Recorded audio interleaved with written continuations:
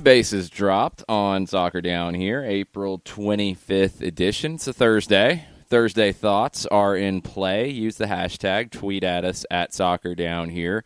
Let us know what you're thinking a couple days away from Atlanta United hosting the Colorado Rapids. There were 5 matches in MLS last night. We'll get into those in the next segment. We'll also get into everything Atlanta soccer related, and who knows what else we'll talk about with Felipe Cardenas of The Athletic. He'll join us at 9:30. But, John, let's start with ATL UTD2 last night. Really weird match overall against the Tampa Bay Rowdies. Tampa Bay undefeated on the season. This was a bit of a referendum in some ways on where Atlanta United 2 is in 2019. Pretty good lineup. Some first-team players in there, but also some guys who have shown their value either out of the academy or on USL deals. It was an interesting match because I thought for the majority of it, Atlanta United was the better team, but when they made mistakes, they made them in very bad places and were punished severely for them. And, you look at Tampa Bay and you sit there and you look at Leo Fernandez and what he did in the second half. And he was their catalyst in getting 2 goals on the board. But you look at, you could sit there and break this down into the first 44 minutes, minute 44 to minute 45 into the first half, and then second half with its action as well. And you saw the guys that you and I and Jarrett and Joe Patrick and everybody have been able to go see up at Fifth Third. We saw the continuing, if I could get my upper plate to work, the continuing evolution of Wesley Dacos, Lawrence Wyke, George Campbell, and you got to see those 3 continue moving forward with their great progress. You saw Luis Fernando get a goal on the board in the 34th. There were some tremendous passes that, you sit there and you say, okay, that's what, you want to see out of Atlanta United players, whether they're for the twos or make time up with the parent club. But you can't hang on to the lead. You give up a goal right before the half. You go in, you're tied at 1s instead of being up 1-0. And then in the second half, I think that the own goal, I think that you could sit there and you could see heads drop. And once again, a reminder that when you see Will Vint and when you see players, they haven't hit 20 yet. And a lot of times these kids haven't hit 18 yet. And you're going to have nights like this. And then when you have those mistakes that are quickly turned into goals, 2-1 turns into 4-1 very quickly. And, when you look at Tampa Bay, I don't think you can say enough about Leo Fernandez, and especially somebody like Awan Tejada, who comes in from Eckerd College and just his motor did not stop. But Tampa's right now best in the East, and you got to see that in the final 46 minutes of what happened last night up at Fifth Third.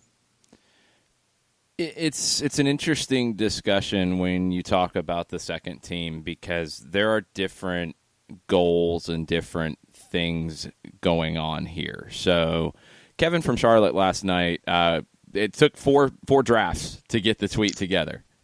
And this is why I can understand why Kevin took a few different drafts, because it's really difficult to figure out the best way to talk about the twos because it's not a normal team. And Kevin said he was really disappointed with the performance. Really bad. Looks like a combine game. And that last part is in a lot of ways very true because the way things go with a reserve team, and different teams do their second teams, their USL Championship or USL League One teams in different ways. For some, the USL team is a direct connection to the academy, and you rarely see first-team players in the mix. For others, it's primarily a spot for first-team players to get time. That's it. Atlanta is a bit of a hybrid because in the lineup last night, you have Will Vint and George Campbell, who are academy players, playing in this league on essentially amateur contracts. You also have Romario Williams, who's played in the league for a number of years on a first-team deal with Atlanta United, and Florentin Pogba, who's played for a number of years in Europe. Florentin Pogba is playing next to George Campbell, 28-year-old Florentin Pogba, 17-year-old George Campbell. One's a professional who's played in Serie A in Turkey. He's played for his national team. The other is an academy player who can't vote yet. That's where, it does look like a combine game at times. And that is part of the deal here because Stephen Glass, your manager, has to make the best with players that he doesn't know who he's necessarily going to have because everything for Atlanta United too.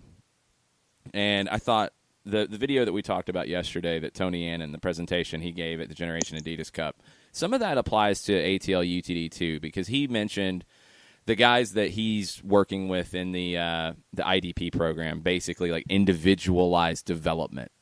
So a guy like George Bello, when he was on a homegrown deal, he wasn't playing with Atlanta United on a regular basis early in 2018.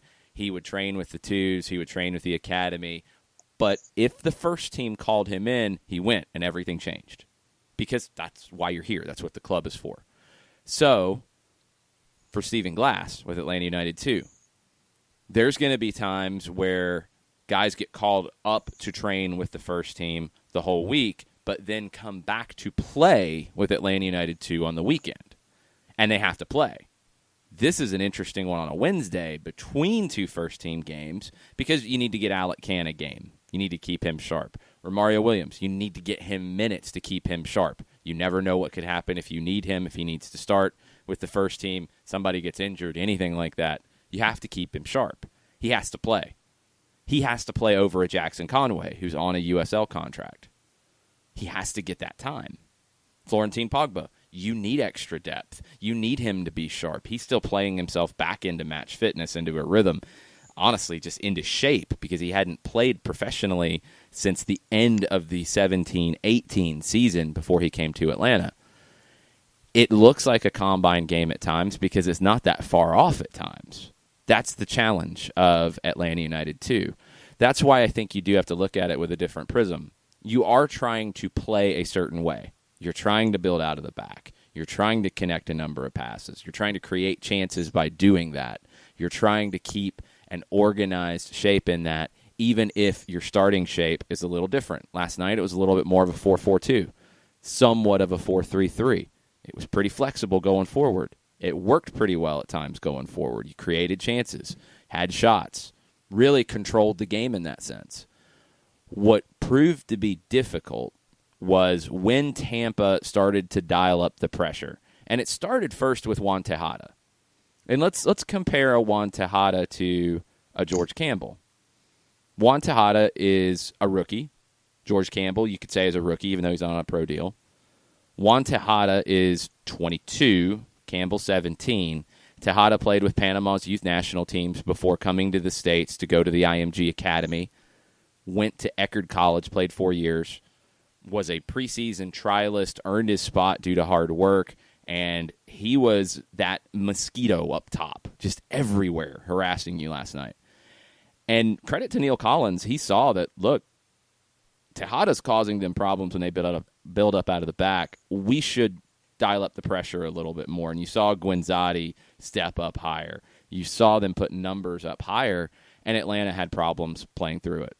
And again, Atlanta is trying to build a philosophy, a style of play of building up possession out of the back. You're going to have to keep trying to do it in these games, even if the performance is disjointed. That's where you're at.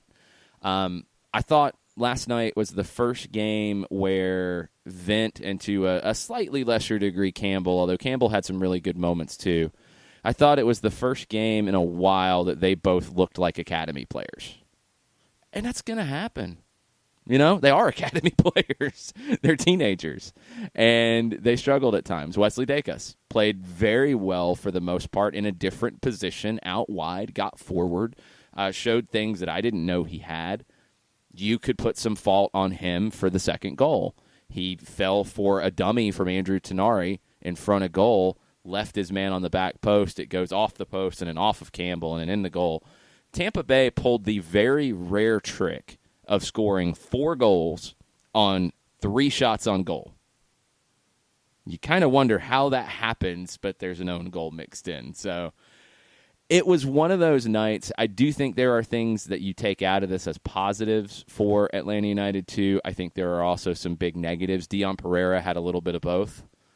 Unbelievable ball to set up the first goal from Luis Fernando. Line-splitting pass, perfectly weighted into Fernando's run. All he had to do was take one touch, beat the keeper, goal.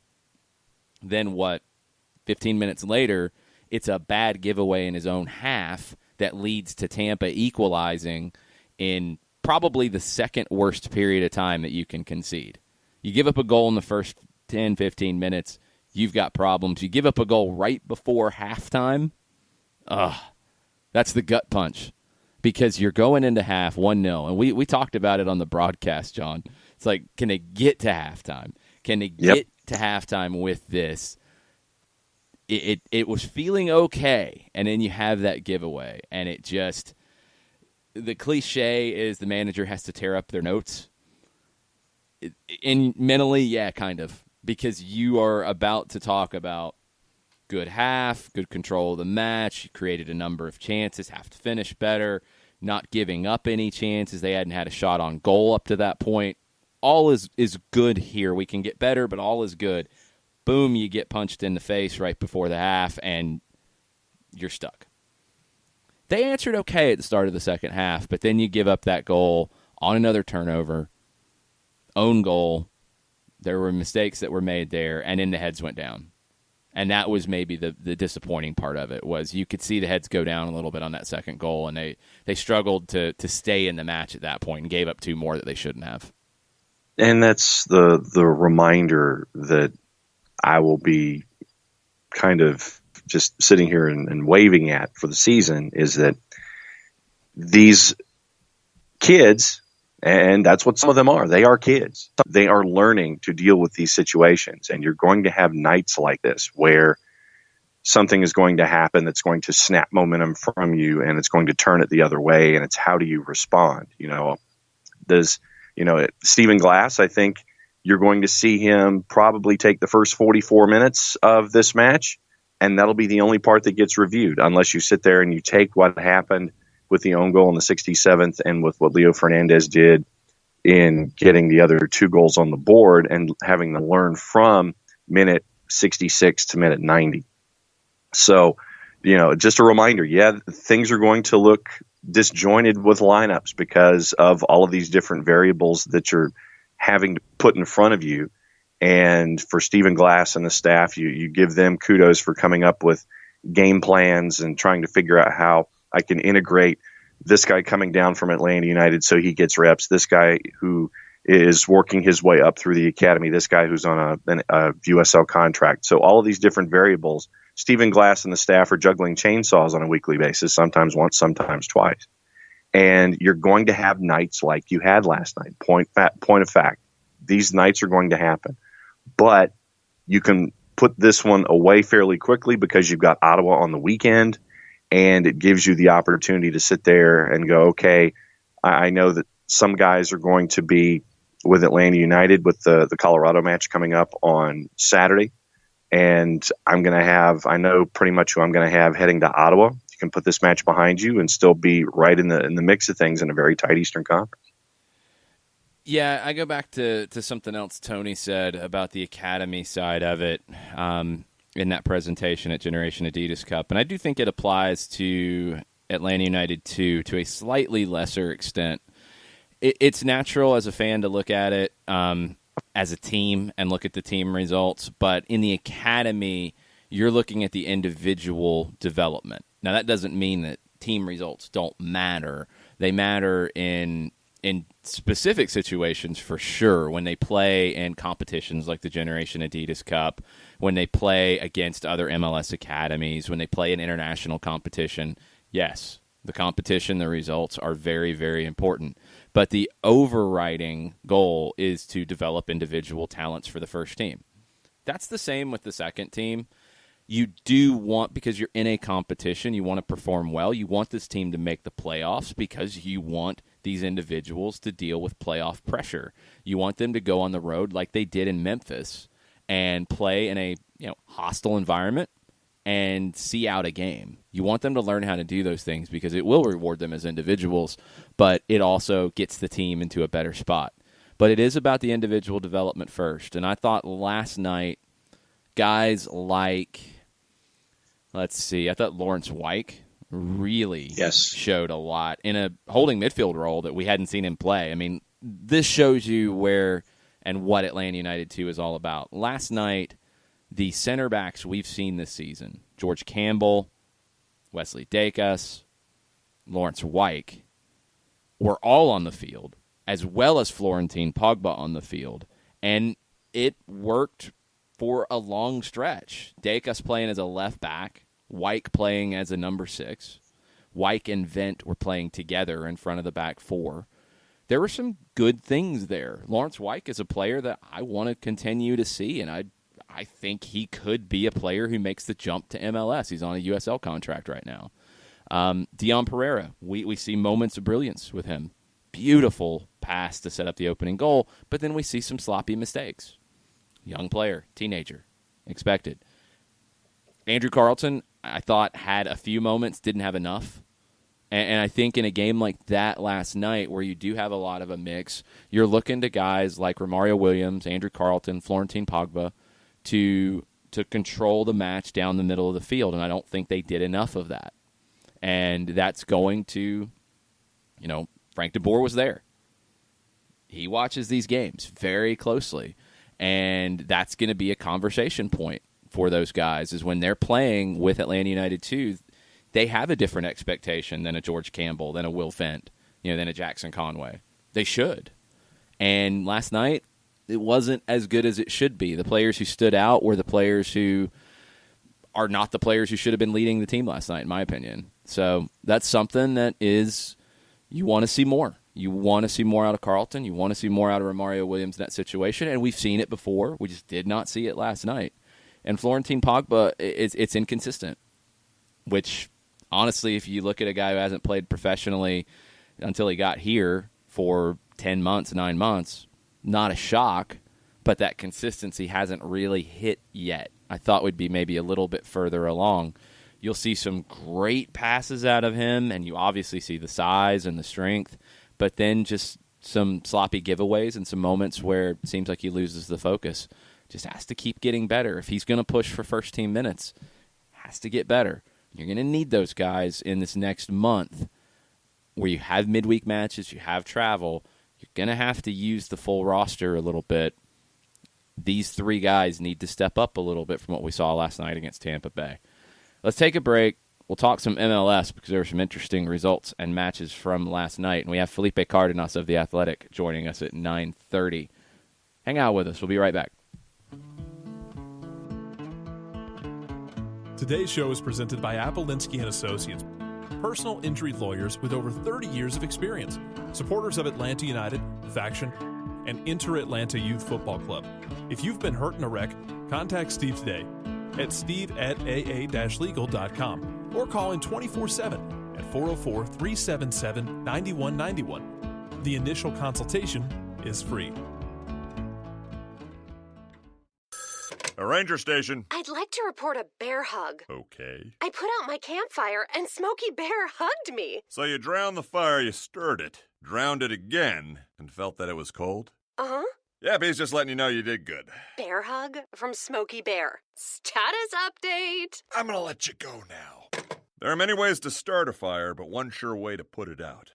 Learn how you can do your part at SmokeyBear.com. Sponsored by the U.S. Forest Service, Ad Council, and your state forester. We know that every driver is different, and a one-size policy does not fit all. That's why Country Financial offers a variety of discounts, so you get the coverage you need and the savings you deserve. From good driver to good student, multi-policy to multi-car, we've got a discount to suit every driver. Call Jason Wright at 678-568-6871 today to see what you could save. On Facebook at Jason Wright Agency, or by phone at 678-568-6871. Discounts vary by state. Policies issued by Country Mutual Insurance Company, Country Preferred Insurance Company, or Country Casualty Insurance Company, Bloomington, Illinois.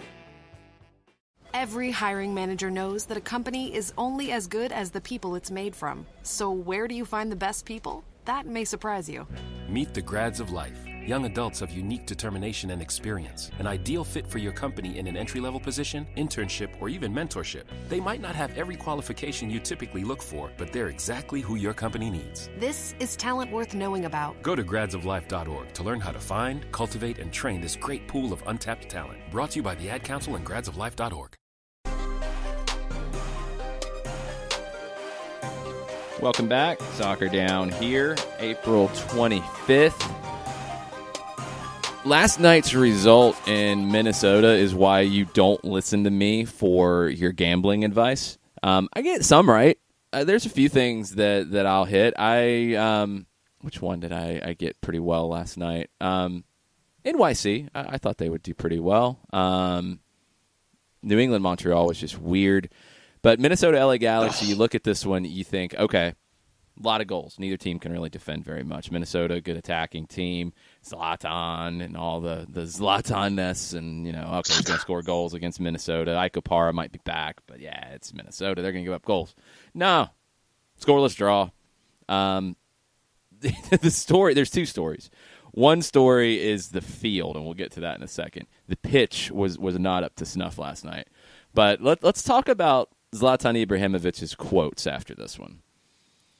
This is what he had to say when he was asked about his performance. The quote is, when he was, I guess he just didn't want to give Minnesota any credit. I don't know the question specifically that sparked this, but he said, I don't think they did anything special. I think it became easy for them because I didn't really have chances.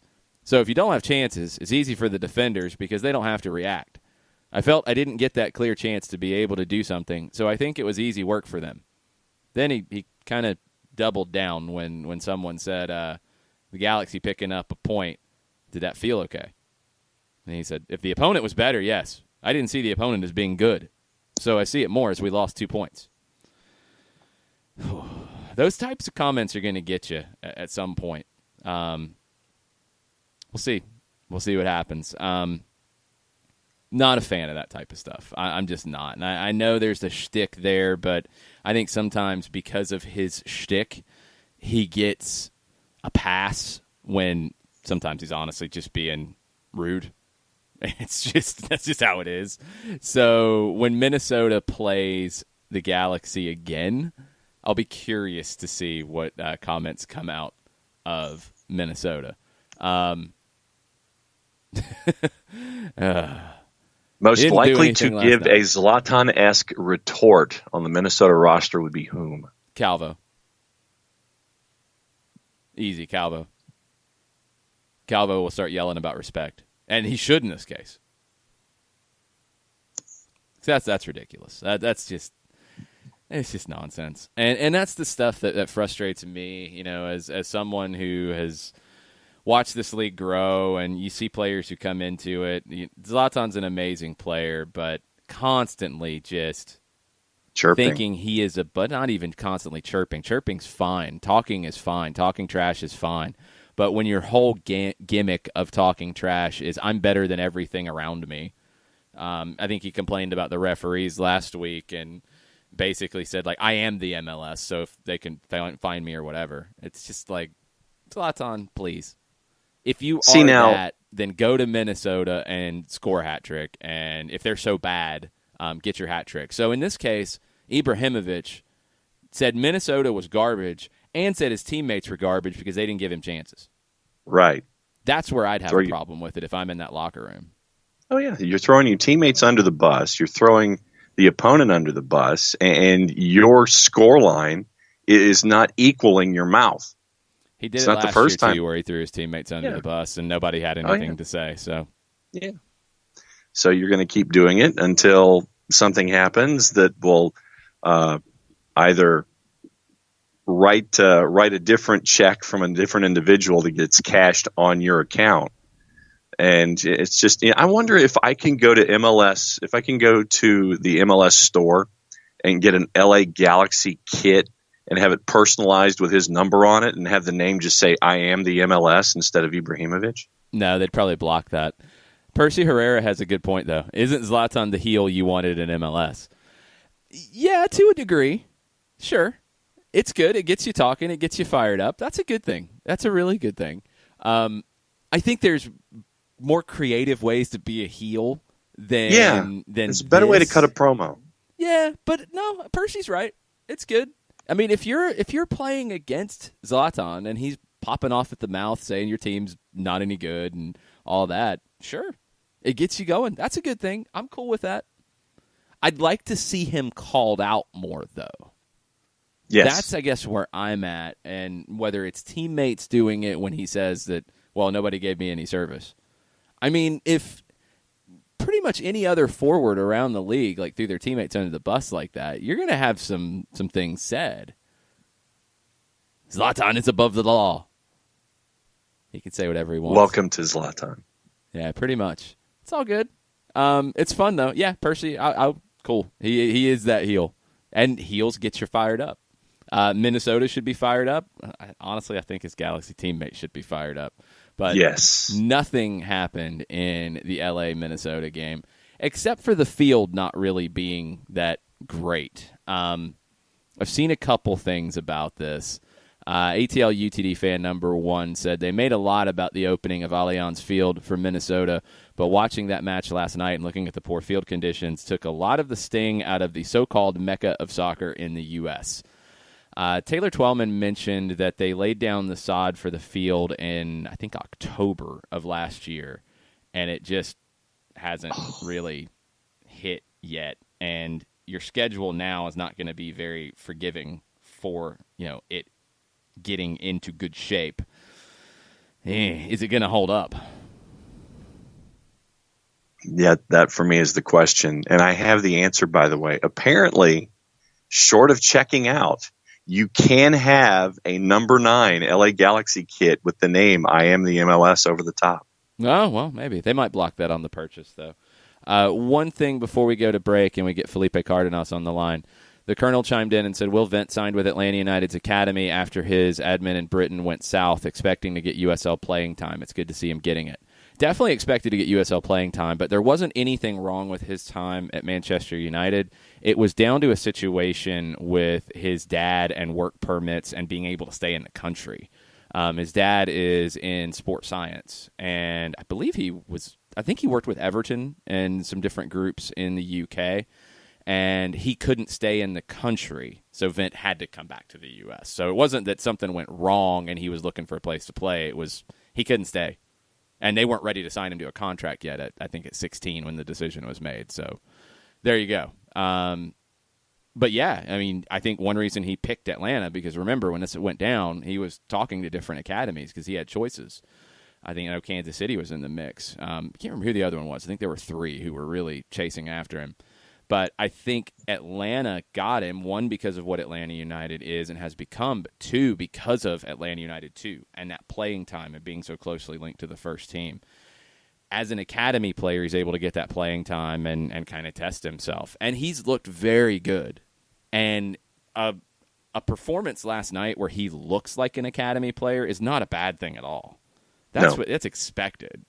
It was the first time this season that he had looked like a teenager playing in USL. That's okay. I think it was his 6th match of the season. Will Vent, in my mind, is a professional player soon. I think he has that ability. I think he has a passing ability that you don't normally see with teenagers his age. I think he has a confidence level that will do him very well when he turns pro. He's got time. He's definitely got time. I'm with the hashtag like his game. I think it's there, but he's going to have these moments. Every young player does. It's okay. Let's take a break. Let's get Felipe Cardenas on the line. We'll see what Felipe is thinking on a Thursday right after this. As a business owner, you know that every year brings new challenges and opportunities. The success of your business demands expertise and focus. And Country Financial can help you keep that focus by helping ensure you have the right insurance protection in place to meet your goals. Jason Wright can help you create a customized insurance plan that has coverages designed just for your business. Give Jason a call at 678-568-6871 or reach him on Facebook at Jason Wright Agency. Coverages vary by state. Policies issued by Country Mutual Insurance Company, Bloomington, Illinois. Got issues with youth or high school sports? Positive Coaching Alliance can help. PCA is a national nonprofit working to transform youth and high school sports so that every child has a positive character-building youth sports experience. PCA provides live and online workshops to train double-goal coaches whose first goal is winning and whose second, more important goal is teaching life lessons through sports. PCA also has workshops for parents and high school student-athletes. For more information, please visit positivecoach.org.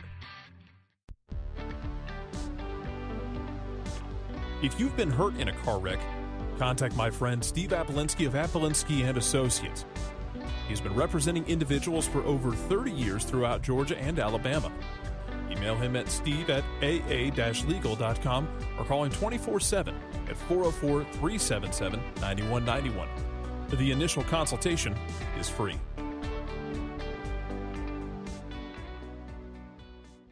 I adopted Bento in 2010 from a shelter. This cat makes me make art. He's always motivating me to draw pictures of him. He just is motivating artistically. He's my best friend, but a lot of people know him as Keyboard Cat. Keyboard Cat, YouTube star and shelter pet. Amazing adoption stories start in shelters. Start yours today. Visit theshelterpetproject.org to find a pet near you. Brought to you by Maddie's Fund, the Humane Society of the United States, and the Ad Council.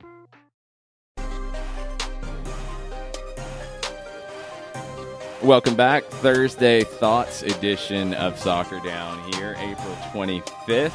We've talked about the twos. We've talked about Zlatan. We'll talk more MLS in a bit, but we have Felipe Cardenas joining us from the Children's Healthcare of Atlanta training ground in Marietta, Georgia. What's up, Felipe?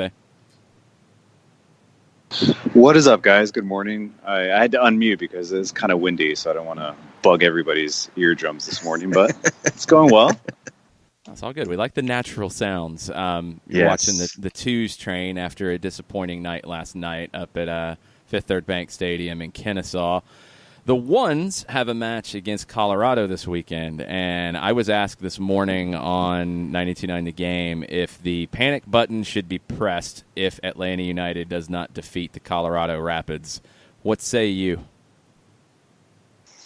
Well, considering I wrote a piece about that, I should have an opinion, I should have an opinion on that. I think they're close. I think the panic button, I think there may be players, and obviously the fans, they have their finger on it.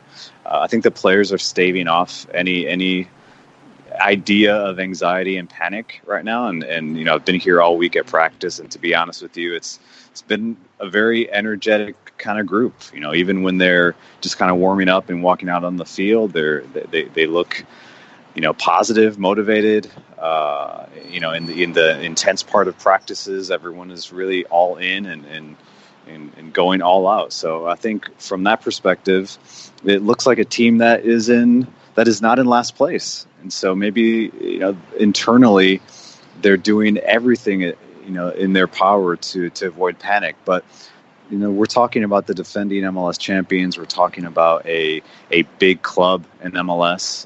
That's what this club wants to be. We're talking about a team with some $1 million transfer fees that they paid. Players that they paid $1 million for, and that the fans have been accustomed to that type of quality. The reigning MVP, the reigning MLS goal-scoring record holder, a national team goalkeeper. I mean, you go down the line, and this team has a lot of quality, and they're still very good. So they shouldn't be in last place in the East. And I think this game coming up against Colorado is very dangerous for Atlanta United. It's a very dangerous moment for them, because I think we know that in a big match doesn't have to be first place against first place. It can be bottom of the table matchup where both teams have a lot to play for in a lot of different types of arenas for Colorado and for Atlanta. So I think the panic will set in if they lose against Colorado. Yes, absolutely. I think the alarm bells go off, and it turns into crisis management mode for this club and the manager, and how they kind of come out publicly about that and how they deal with it, considering that after that they go to Kansas City. If they win and they struggle but they win, it's kind of another page of this chapter. What does that mean? They still got the 3 points, but they didn't convince. And if they draw, it would be a huge moment for Colorado. It's a big point on the road, but for Atlanta, it's not good enough at this point. Because you look at Colorado, and Jason made this point in the full-time report last weekend, that Jason doesn't anticipate Colorado doing anything but maybe having 13 players in the box and, maybe playing a 5-4-1 and everybody behind the ball and just trying to get out of town with a point. And that's going to be the rock that Atlanta United is going to beat itself against with the Tide coming in for this match this weekend. It's going to be, how much of a slog are you looking at this being for Atlanta United, considering all that the Rapids may come in and do or not do? Yeah, it's difficult. I think there are a lot of tactical storylines to watch for in this matchup. Because to your point, it's to Jason's point, you would expect a team like Colorado to come in and really bunker and play for a point or play to steal the game with an early goal and then hang on for dear life, or a 90th minute garbage goal that they can walk away with 3 points. So that could happen. For Atlanta United, what do they do? Do they set up and say, okay, we're going to keep the ball and we're just going to come at you until we break you down?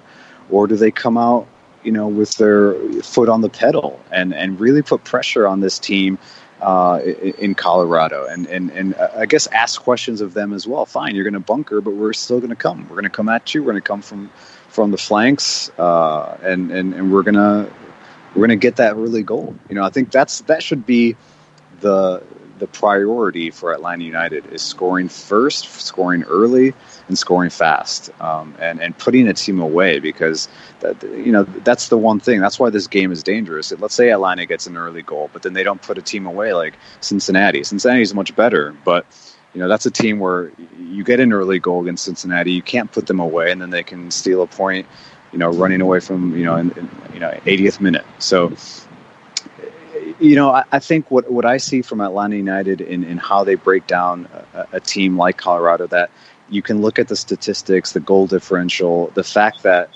and this is now official, Colorado is on pace for the worst MLS season in history. But they have some pretty good players, not all around the pitch, no, but they have a player like Diego Rubio, a Chilean, crafty playmaker that spent most of his career, if not all of his career, on a very good SKC side. Now he's here in Colorado. Obviously, Kai Kamara is a guy that can finish if he has to, and if you give him space. And so that's a guy that you can't just leave alone and forget about. A guy like Nicolas Mesquita, Uruguayan, another crafty, creative, right-footed attacking midfielder that not only can they find space for you, but you give him a free kick around the box and he can put it away. So, and I think the players this week have talked about set pieces already. So it's so much can happen in this game on Saturday, and Atlanta just has to do. They need to control the match and the result from the get-go.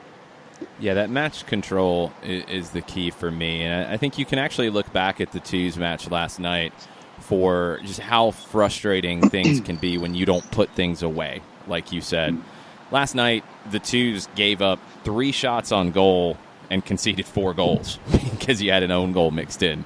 You didn't give up a shot on goal until the 45th minute. That's the first goal for Tampa Bay, and that's the equalizer. Now, we've seen Atlanta United go through this where they're creating chances, they're not putting teams away, and they have a goal come against the run of play. Either it's a mistake or it's a set piece. How important is it for Atlanta to get an early goal on Saturday in your mind? It's everything. It's everything. It's I'm sure that's what they are preparing for and playing for and mentally getting themselves ready for when as soon as they hear that, the game kick off, that opening whistle, they need to press, they need to go, and they need to throw numbers forward. This week Jeff Lorena has talked about that, the fact that there have been times where there aren't enough people in the box when they're attacking. So you can talk about we're creating chances and XG and all this, but you need to get players in the box. And we've talked about this. I've written about it. MLS defenses have wised up on how to defend, not just Atlanta United, but specifically how to really control Joseph Martinez. And so, that's something that Atlanta United has to make note of. And one way of doing that is getting more people in the box so that he's not the lone striker contesting against three central defenders on, cross after cross. So that's important. The creative players, and I'm going to say this now. I think I expect to see Pizzi Martinez against Colorado much more. He may start. I'll say that he's going to start. It's not going to be a cameo appearance. They can't afford that. They need creativity. They need players that have an eye for goal, and that can create on their own. And so I would expect to see that. So I think, John and I talk about it a lot at the games when, if Atlanta is just going to come down the field and send in crosses, a team like Colorado has seen that on film, and they're going to prepare for it. And this is really subtle that I wanted to bring up, but something that Joseph Martinez can do and that he does well is his movement in the box. And I think that if he, what if he stayed on the far post? Get to the far post on those crosses instead of attacking the near post, which I think when you're the goal scorer, you tend to do. You want to get to that near post. You want to make that run and finish that cross. If Joseph, let's pretend he just says, I'm going to go far post. That opens up space in the middle of the box where other runners can come in and clean up.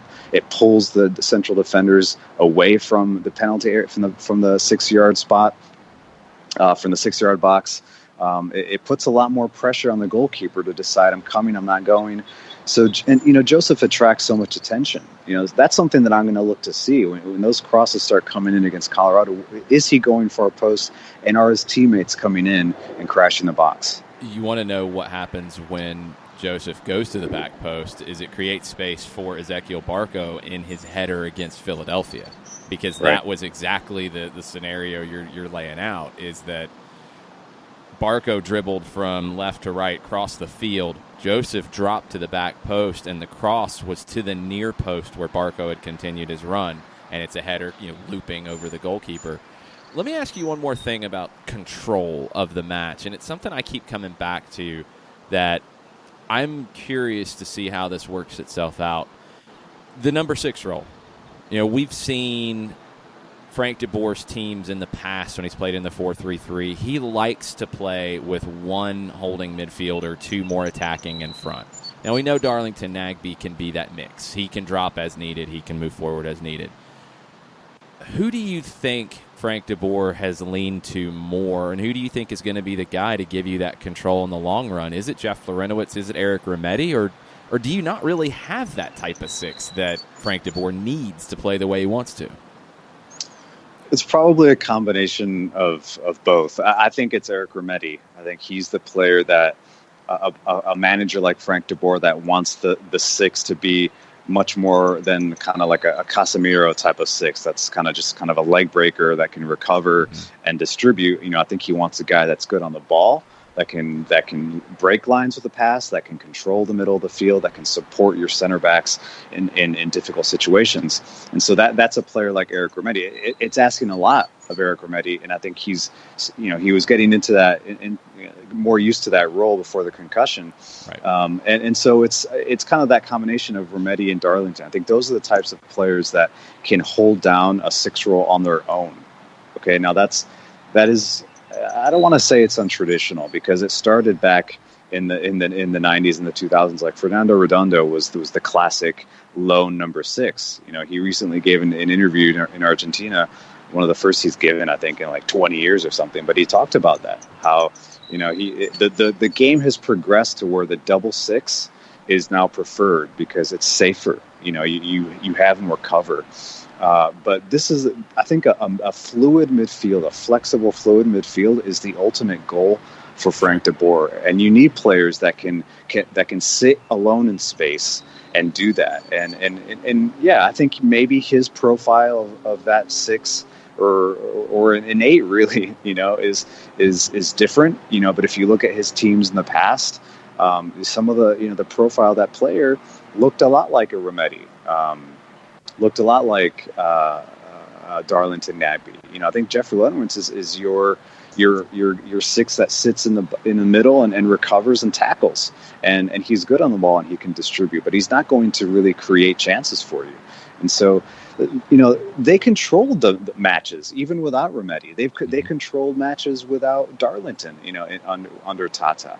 But controlling it's a great question, Jason, because it can be so many different things. You can control the match, control the midfield, possess, and not win, and not create enough chances because, but we're on the ball. Or you can really put a lot of pressure on the opposition midfield by when you're not in possession, by breaking up possession, counter pressing, causing havoc. And then when you have the ball, you're a little bit, you can't be so predictable that you're just going to pass it laterally. And I think they've missed Eric Remedi, in that match against Dallas, a guy that can, you can ask him to do a little bit more on the offensive side of the ball. Him and Darlington can say, hey, I'm pushing up, you push back. They can do that. They have they're dual role central midfielders. So that is a player, Eric, and I wrote that in my piece this week for The Athletic. He's a guy that they need to get back into the midfield and ask more of moving forward. Okay, we have two questions from the audience for you. Yes. Artemis Prime chimes in with, what one thing would you change or improve about Crew Stadium to make it a permanent home for the Columbus Crew? Oh, goodness. Or would you? Yeah, I would say move it downtown and build a new one. I think that's what you have to do. Just like everything else, with the legacy teams in MLS, a downtown stadium and in an urban setting is what they don't have, and it's what the newer clubs are doing because they understand that that's the demographic that they want going to the games. There's more to do around the stadium, and that's modern football, and I think Columbus. They have so many challenges in that they're in Columbus. They're in a college town. A lot of the people there just care about Ohio State. And so you need to move away from that. You need to move away. You need your own stadium. You need to own some real estate in the city, and invite the fans and even just the casual fans to come out and enjoy soccer in that setting. So yeah, it's same with Colorado. Colorado, they're in the middle of nowhere in a vibrant, young, and trendy and smart and progressive city like Denver. And I mean, imagine if they had a soccer specific stadium in downtown Denver, and then a little bit more love, in the front office for how to build that club and that roster. They could potentially be looking at being one of those legacy teams that start to make a comeback. But it's going to be a while until we start to see that. Stadiums aren't easy to build. The ghost of Yamil Assad has a question as well. Yes, he does. And this is a good ghost. one. Yeah, you're getting ghosts asking questions, Felipe. You have been asked to expand on your cryptic tweet comparing Pity Martinez to Carlos Vela. Cool. Okay. Happy to. And I put that out there knowing that it would be somewhat, not controversial, but questions would be asked. And so I was careful to say, I'm not comparing the two, and let's not get into to the data and the statistics. We know that Carlos Vela is on a tear and what they expect of him in LAFC is to score some goals. But when I look at the two players, there's a lot more than just, forget the stats, put the data points away, and look at the quality that they bring to this league and that they can bring to any given game. And I think that's the comparison. PT, we can go a day on and whether he's a facilitator, is he a 10, is he a winger, can he play another forward? For me, he's the South American Player of the Year, and he is very good on the ball, very good player that his lone presence on the field should be able to influence games the way he wants. And that's not happening yet because he hasn't been fit and he hasn't been playing 90 minutes week in and week out. And what Carlos Vela has done in his second year, granted, that's another point to another factor, that one player's coming in, one player's settling in. And so Carlos in his second year, and having been, I would love to know what Tata Martino told him in that coffee chat in Los Angeles. Might have motivated him. The fact that he has Bob Bradley telling him, you have to be the best player in this league. And then a system, a tactical system in place that can allow him to just be a creative force is what I would love to see happen for PT here in Atlanta. So that's the comparison, is that they are two players with the quality. And you can compare, they're both lefties. They're both lefties that can break people down, that can finish in the box, that can finish outside the box, that can drop into the midfield and play as a little bit as tens, that can drift forward and play as like a false nine, or just like similar to what Almiron did towards the end of the season when he was somewhat of like a hybrid striker, central attacking midfielder. They are players that have the ability to do that. And when I see Carlos Vela just ripping it up, tearing it up in MLS, rounding goalkeepers, megging people, finishing easily, I think Atlanta has a player like that needs to get ready to play and needs to start showing that. There's your answer in the comparison. And I think it'll happen. It will happen. Just it's hard because the team is at the bottom of the table. So saying give people time, give players time, give the manager time is tough to swallow and accept. Well, it's because everybody has set the expectation level from the front office on down of, we will be here to win trophies. We will be here to be an international brand. We will bring in the best players. So, I mean, it's an expectation level from the top down, and it shows itself in the fans and their reactions, whether it's an over, under, or an on par, and it's not just on a Monday here on the show.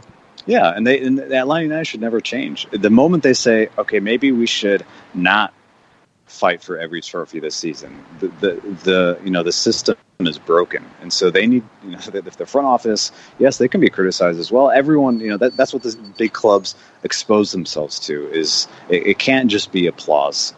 There has to be constructive criticism and high expectations, and I think this is Darren Eales and Carlos Bocanegra and everyone in this club welcome that, because that's the standard that they've set. Final question, John? Oh no, I was good to go, because that was what I was getting into. It's like you have this expectation level and everything is set, and I know that there's impatience, and I think that impatience should be measured knowing you have all of these variables of new players coming in, new coach coming in, all these kinds of different things. It will take time, Felipe, to your point. And I know that, having patience sometimes, yes, it's a virtue, and yes, it takes something out of the drawer that you might not necessarily have had previously. But I think that right now, you look at this match coming in, and I know that there's an expectation level coming in from the fan base, is that, we expect to win this match, knowing, I think, that this is going to be a grinder that you and I are going to be seeing from the press box at the corner flag, Felipe. Yeah, and something that I would say to the fans, and this goes for every supporter and for any team in every league in the world, is fans also have to kind of check themselves and say, do I expect my team to win despite the results? And I think that's an interesting kind of conundrum for Atlanta United supporters, is that there are some that will support this team even when it's going down in flames. There are others that they see the team struggling and now they're not sure of themselves. They're not sure of their team. They're not sure if we can beat Colorado at home in front of a sellout crowd. Will we sell out this Mercedes-Benz Stadium? Like, questions start to be asked. And I think for supporters, that's okay. It means that this club and this city is moving the needle, and that the fans really do care. But remember, the players have come out and said it, and I think they understand that they need to do better. They need to produce, and they need to get the fans involved and engaged in these matches. And they understand that this club is the supporters are everything to the club, and so. If you can go to the match and you can boo, you can whistle, you can do whatever you want. Because now is when this club starts to realize, okay, this is what we've gotten ourselves into. This is what we've paid. This is what it's like to get into MLS. This is why you pay the, what was it that Arthur Blank played? I think it was like $80 million. Now it's $200 million to get into this league, and the expectations will always be very high for clubs that want to come into this league and change it. And that's what Atlanta United is doing, and that's what they will continue to do. What do you have coming up over at The Athletic we need to be looking for, Felipe? Yeah, so look out, probably today. I'll be writing a piece on what I see here at training, getting some insight from the more veteran players on what's happening, what's happening inside the club, and then how they're dealing with the season so far. And then more stories, that I'm working on that hopefully come from whatever the result is against on Saturday. So more to come from Atlanta United, more to come from the opponent as well. If you haven't subscribed to Athletic Soccer, please do. And if you're not following me, follow me on Twitter at Felipe Carr or at The Athletic SCCR. Awesome. Felipe, thanks as always for the time. We appreciate it. We'll see you on Saturday. We'll talk to you on the show next week. All right, guys. Take care. Be good. Felipe Cardenas. Make sure you're following him. Make sure you're following The Athletic SCCR for all the latest. That's it for hour number 1. We've got a lot of stuff to get into in hour number 2. Speaking of The Athletic, John, there was a piece over at The Athletic from Sam Stejko about expansion and growth of Major League Soccer and how the biggest projects in the league in terms of growing the league are not St. Louis, Sacramento, whoever else comes in at number 30, Miami, Nashville. It's Chicago. It's New York. It's your big markets that are in the league, have been in the league, and have been struggling to stay at the same level and to meet the new level that Atlanta United set, that LAFC is setting, that Seattle is set, that Toronto set. I want to get into that a little bit as to why it's not one or the other, but there are two different paths that the league needs to work on going forward. It's a really important time for this league. I do think there's a lot of positives. I also think there are some things that the league has to start getting right going forward now to reach its full potential.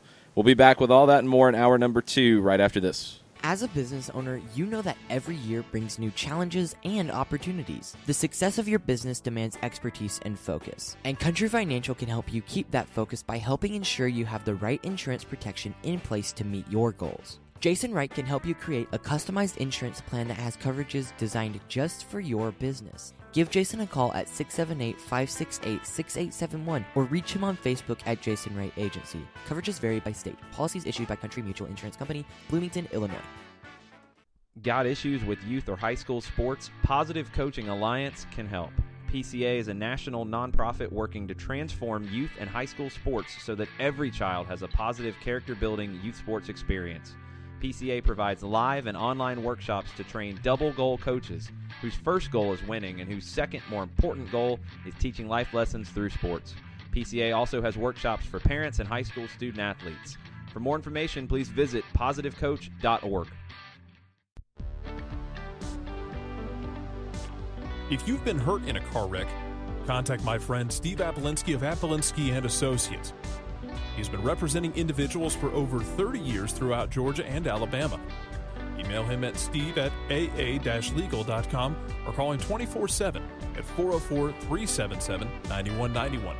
The initial consultation is free.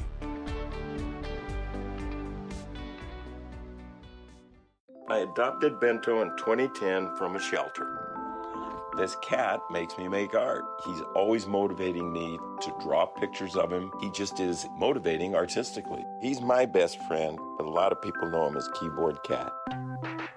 Keyboard Cat, YouTube star and shelter pet. Amazing adoption stories start in shelters. Start yours today. Visit theshelterpetproject.org to find a pet near you. Brought to you by Maddie's Fund, the Humane Society of the United States, and the Ad Council. You're listening to Soccer Down Here daily on SDH Networks, a division of OSG Sports. Find us at Soccer Down Here on Facebook and Twitter. The time is now the top of the hour. Peep, y'all.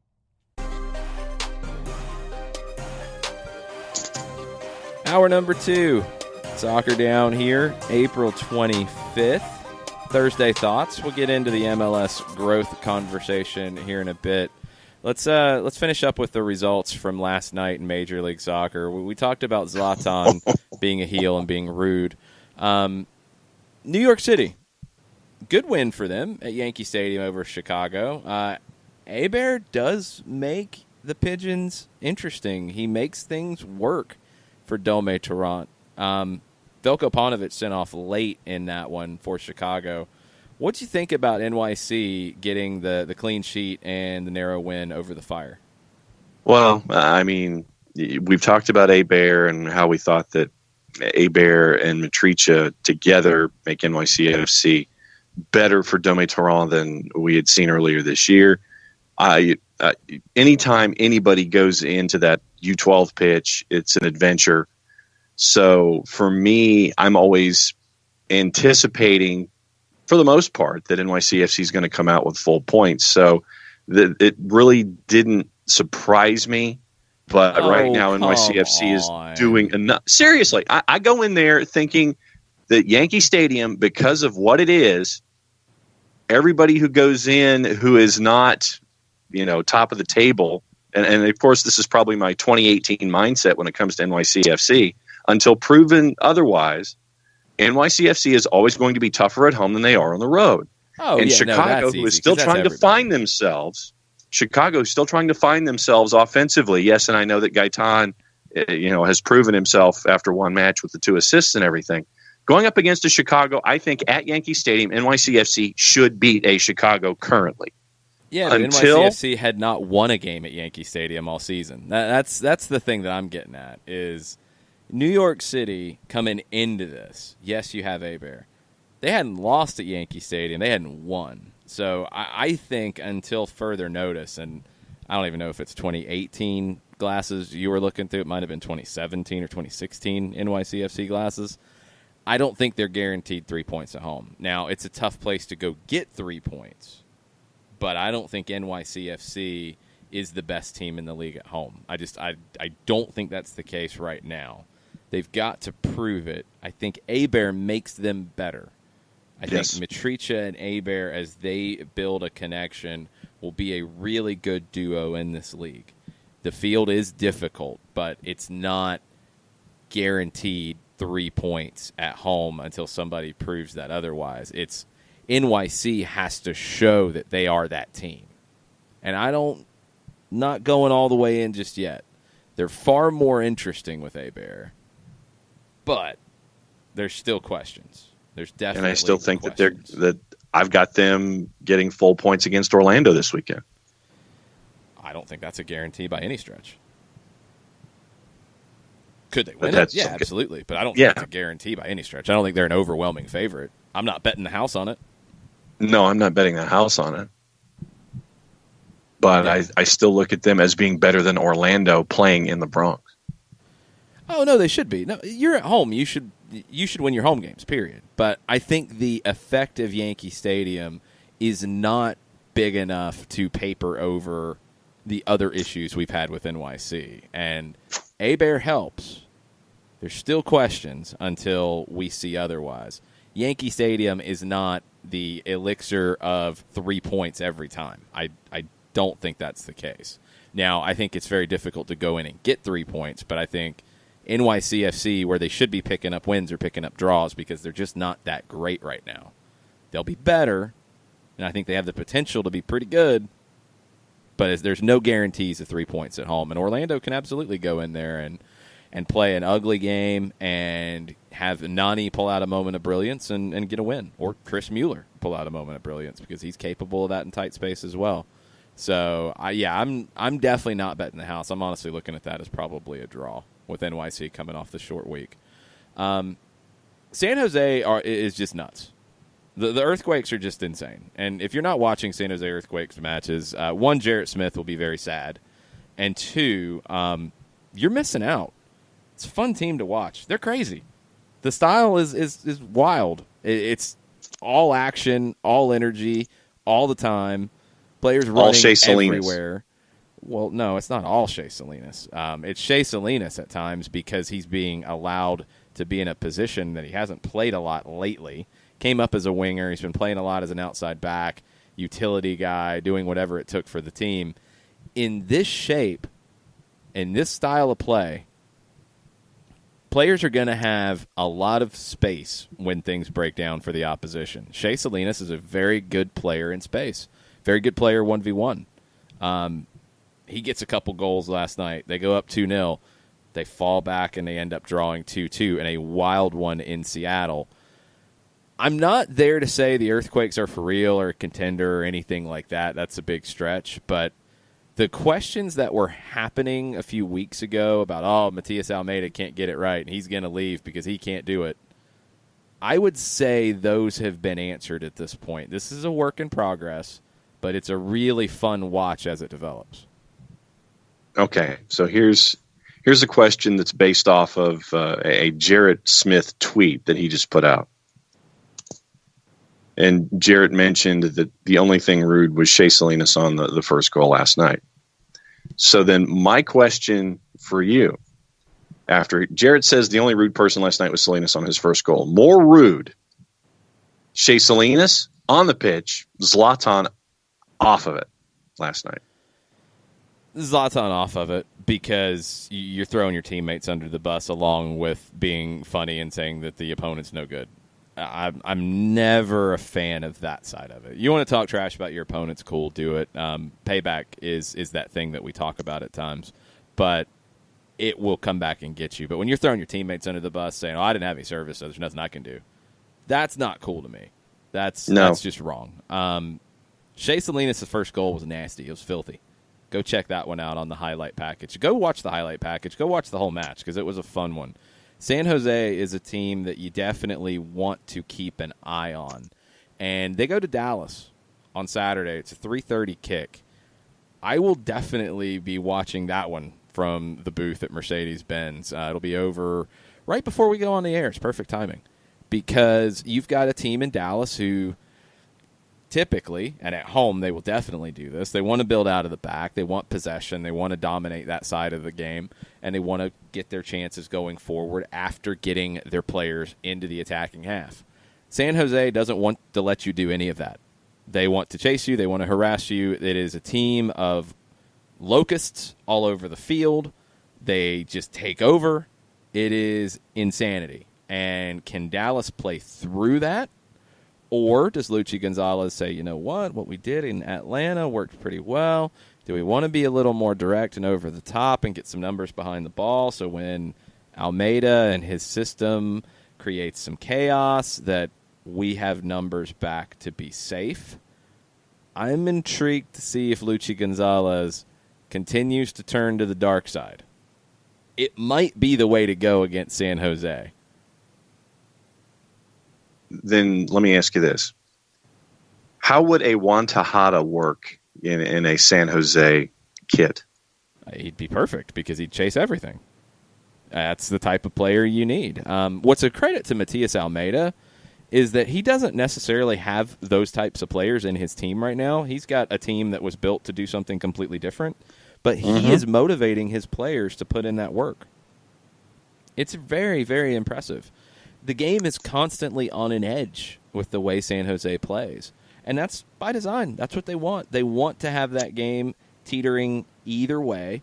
And they feel like when they get those opportunities, a Shea Salinas, a Magnus Eriksson, a Danny Hoesen are going to be able to take advantage of the space that their system creates. It's a very well thought out way of playing. It requires maximum effort. It requires maximum commitment. And Almeida has been able to get a team that did not look like a very committed team at the end of 2018. He's been able to get them to give him that so far. And now you're starting to get some results to show for it. That's only going to fuel that commitment and that work. So I think Matias Almeida and what he is doing right now is as impressive of a coaching job as you're seeing in Major League Soccer this season. Coach of the year? It's 7 games in. No, nobody's coach of the year. Nobody's player of the year. Nobody's nothing of the year. It's 7 games, 8 games, 6 games for some. Way too early for that type of talk. All right. Well, then I'll ask you the question at the halfway point, and then I'll ask it again at the three-quarter pole. Halfway point is where you can start to have that conversation, and it's definitely not finished there, because if we had that conversation the last few years, Brian Schmetzer would have been fired, and Seattle would have been one of the worst teams in league history, and we know what they've done in the second half. So you do have to keep that in mind. Yes. All right. But so no, San Jose crazy. for me. San Jose for me is must-watch TV, even if if you don't have any vested interest in San Jose. I think that they are must-see TV. San Jose and New Mexico United are my MLS After Dark and USL Championship After Dark teams to watch. Two teams, two matches that were not maybe the most fun. Columbus, they lose at home in front of friends and family to DC United. Save the Crew was great. The Crew is saved. The Crew have to get into their new stadium. The Crew's new ownership has to invest. It's going to take a second, but man, it's ugly at the moment. And after everything that happened last year, that was such a great story for the league and for the city and for the team, it's really disappointing to see the attendance that you saw last night at Crew Stadium. They've had a lot of home games early on in the season, but still, it's not okay. Now, they do have their plan to move downtown. They do have new ownership who is investing. You want to see that have an opportunity to succeed. They absolutely deserve that. But that was unacceptable last night. The performance was unacceptable as well. Wayne Rooney with a free kick from just outside the top of the 18. DC wins 1-0. They kind of stop their slump. Columbus, I think they're still putting in crosses right now. They're still out wide just pumping in crosses, and Steve Birnbaum eats those for lunch and dinner and breakfast the next morning. It's when you run out of ideas and just pumping in crosses, it's just not going to work, especially against a backline like DC has. That's their meal ticket. It's just too easy. Columbus has to find a little more, because that was a disappointing performance in the stands last night. It was a disappointing performance on the field last night for the Crew. 44 crosses for bonkers. Columbus last night. That's just bonkers. We don't have any ideas. Another team that doesn't have a lot of ideas is New England. So Montreal arrived 4 hours before kick. Their flight the day before was canceled. They had to get a charter the day of. So I'm guessing they landed in... Oh, I don't know if arrived means they arrived at the airport or if they arrived at Foxborough. If they arrived at the airport, then it's about 3 hours before kick that they arrived in Foxborough. Either way, not ideal, not what you do if you're at a fully professional level. This is going back to like UPSL, NPSL days where you're traveling the day of the game via, minivans, and you arrive a few hours before kickoff. And what happens? Montreal wins 3-0 because stuff. New England is just not good. They're just not good. And the goal that Cody Cropper gave up late in the second half to open scoring was really, really bad. Really, really bad. The Revolution are a mess. And you talk about another team with attendance woes. And I don't blame it. I don't blame the fans in New England one bit. It's different in Columbus, where they have a good team, an entertaining team. They play a good style. Caleb Porter is a successful manager in this league. New England, it's not fun to watch. There's not really a lot of hope that it's going to get better. It's gotten worse from the Jay Heaps era, which was sliding backwards after they were in MLS Cup in 2014. They were a finalist in 14, and now you're at a point where it's probably difficult to give tickets away. Major reason? It's not because of where Foxborough is. It's not because of where Gillette Stadium is. It's not Gillette Stadium. The major reason why the crowds are down in New England, it's a bad product. It's a bad team on the field, and it's no fun to watch. Announced crowd, 94-22. And according to the article that I've grabbed from Julian Cardillo at Pro Soccer USA, Montreal initially lobbied MLS to postpone Wednesday's match after the commercial flight got canceled. appeal was denied. The team's charter was delayed, didn't arrive in Boston until early Wednesday afternoon. Yeah, I mean, it's where you're at. I did see a tweet that I thought was kind of funny. I can't remember who wrote it. It was probably just a fan of New England saying, well, Montreal should have had, travel contingencies, and good on MLS for making them play the match. I wonder if there was a response to that after the 3-0 loss. There's just no excuses for New England at this point. No, Juan Agudelo said post-match that he says, I don't know, maybe Montreal will just continue to keep having travel problems and just travel day of matches in the future. It's not something it's not sustainable. But in a very short term, when it happens once in a while, it is that thing that can rally you. It's like, look, we've got nothing to lose here. Let's go out and just play. It's all good. Let's do this for one another. It does give you that. It's no excuse for New England. It's bad with the Revs. And the New England fan base has shown up historically. They have had good attendances in the past when they've had good teams. When you go back and you look at some Eastern Conference playoff matches at Gillette Stadium and at the old Foxborough Stadium, you had good crowds. Yeah, it was a good crowd in a bigger venue than probably they should be in. Sure. It's also one that they're not paying any rent on. And when you talk about making money in this league, that's what you want. So, yeah, until you have a better solution, you're going to play at Gillette. The way you draw fans, you have a decent product to watch. And now you're at a point, and this is the hardest part about it, is it's one thing when you have a slip, when you have a bad year, you have a down year. Yeah, you're going to have a little bit of a drop. But when you have down year after down year after down year, and you combine that with just bad soccer to watch. If it's a down year but you're entertaining, okay. When it's down year, ugly soccer, boring soccer, people aren't going to show up. And then it's harder to get them back. That's what the Houston Dynamo are dealing with. Dynamo drew well. Dynamo drew really well when they came into the league at Robertson Stadium at the University of Houston. They had good teams, fun to watch. They had good teams at BBVA Compass when they opened it up. Then you had a series of bad teams and bad soccer. And now they have a good team and good soccer, and they're struggling to get people back. New England is going to have that struggle to get people back. That's the hardest part about it. It's frustrating for what's been a good fan base, and one of those that we're going to talk about in that, what do you do to fix it? Because as exciting as it is for the league and as important as it is for Major League Soccer to expand into Miami, into Nashville, into St. Louis, into Sacramento, into wherever else, it's also frustrating to see what's happening in New England. It's frustrating to see what's been happening in Chicago.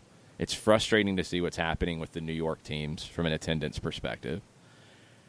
The league will have another massive jolt when the major markets are performing at a high level as well. What do you have to do? We'll talk about the piece over at The Athletic from Sam Stej Call right after this. Stay with us. We'll be right back. Today's show is presented by Appolinsky and Associates, personal injury lawyers with over 30 years of experience, supporters of Atlanta United, Faction, and Inter-Atlanta Youth Football Club. If you've been hurt in a wreck, contact Steve today at steve@aa-legal.com or call in 24/7 at 404-377-9191. The initial consultation is free. A ranger station. I'd like to report a bear hug. Okay. I put out my campfire and Smokey Bear hugged me. So you drowned the fire, you stirred it, drowned it again, and felt that it was cold? Uh-huh. Yeah, but he's just letting you know you did good. Bear hug from Smokey Bear. Status update. I'm gonna let you go now. There are many ways to start a fire, but one sure way to put it out. Learn how you can do your part at SmokeyBear.com. Sponsored by the U.S. Forest Service Ad Council and your state forester. We know that every driver is different, and a one-size policy does not fit all. That's why Country Financial offers a variety of discounts, so you get the coverage you need and the savings you deserve. From good driver to good student, multi-policy to multi-car, we've got a discount to suit every driver. Call Jason Wright at 678-568-6871 today to see what you could save. On Facebook at Jason Wright Agency or by phone at 678-568-6871. Discounts vary by state. Policies issued by Country Mutual Insurance Company, Country Preferred Insurance Company, or Country Casualty Insurance Company, Bloomington, Illinois.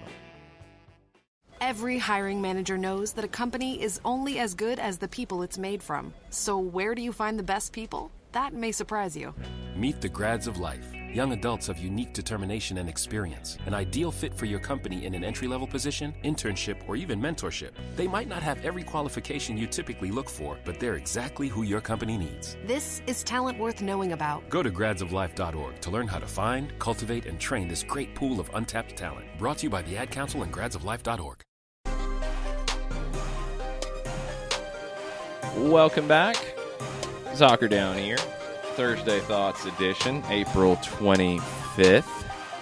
Let's get into some thoughts on the state of Major League Soccer. It's all sparked from a piece over at The Athletic Sam Stejskal posted yesterday talking about the new teams, the teams that have come in the league in recent years, the teams that will be coming into the league, but also some of the issues that the league has in terms of growth. One club official who requested anonymity in order to speak openly said, the biggest expansion projects for the league aren't in Miami or Nashville. They're in places like Dallas and Chicago. Let's look at attendance, and let's talk about where it stands right now. This is through last weekend. And Atlanta leading the league so far. Seattle right there. FC Cincinnati comes in doing great. Toronto slightly down from last year's average. It's small. You've had weather. Pretty normal early in the season. Okay. LA Galaxy doing fine. Right around where they did last year. Orlando, same, although you've seen some empty seats in Orlando. Again, it's been a bad product. I understand it. I get it. That's the number one thing, John, that I think sometimes we lose in all this. We talk about, the market's not good enough, the fan base hasn't responded, this, that. Look, when it's a good product, people are going to come out. In general, when it's a bad product, people are not going to come out. When it's a good product and people aren't coming out, you have to have questions.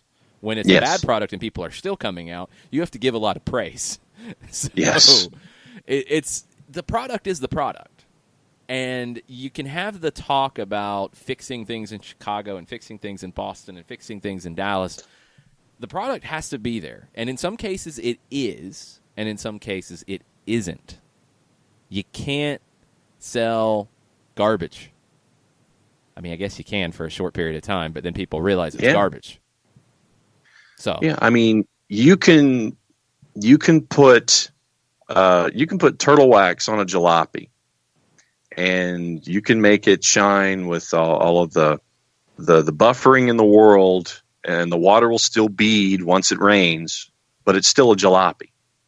And if the car's having problems running, just because it's a shiny-looking car and you spend more time at the mechanic than you do on the road, there's something wrong with the car, and you probably need a new car. And that's the thing. It's like, you can sit there and put all the lipstick on a pig you want. It's still a pig. I think that's the quote. Yes. But at the same time, if you have something that, isn't the prettiest thing in the world on the pitch, it's not the most, exciting thing, but you're winning and your people are still getting out there, then you have to give the team a lot of credit for what they're doing, whoever the team is.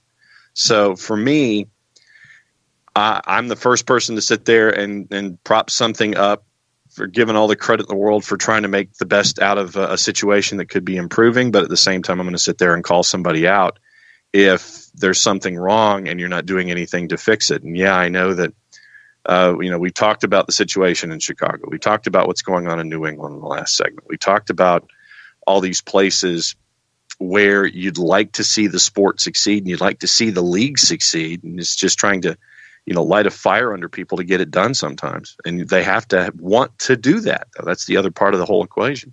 But the thing to me that gets lost in the shuffle far too often is it's not just as simple as a rebrand or a new owner or a shiny new stadium or any of that. That stuff's fleeting. It's putting a quality soccer product on the field.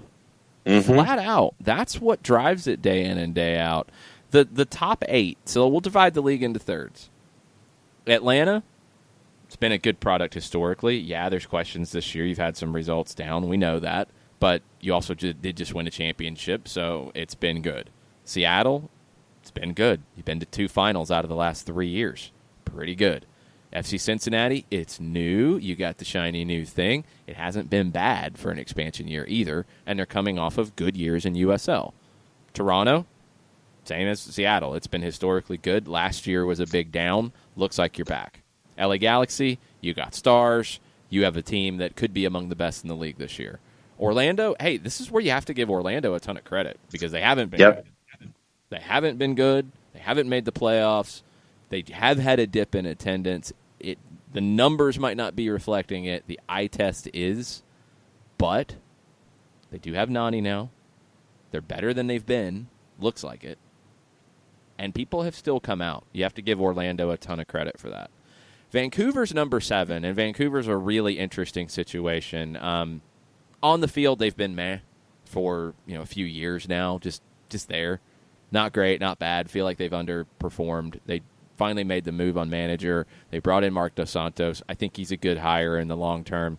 You have a lot of off-the-field issues right now that are going to affect the team. Yes. You have a lot of stuff going on in that organization. A lot of it is stuff from the past, although there is some more recent things that are popping up. You have abuse allegations from a former manager, coach of the Vancouver Whitecaps women who was involved with Canada's U20s because they were based out of Vancouver at the time. This is dating back to 2008. I don't know all of the details on all of it, but the response from the club has been lacking. It's been handled very poorly.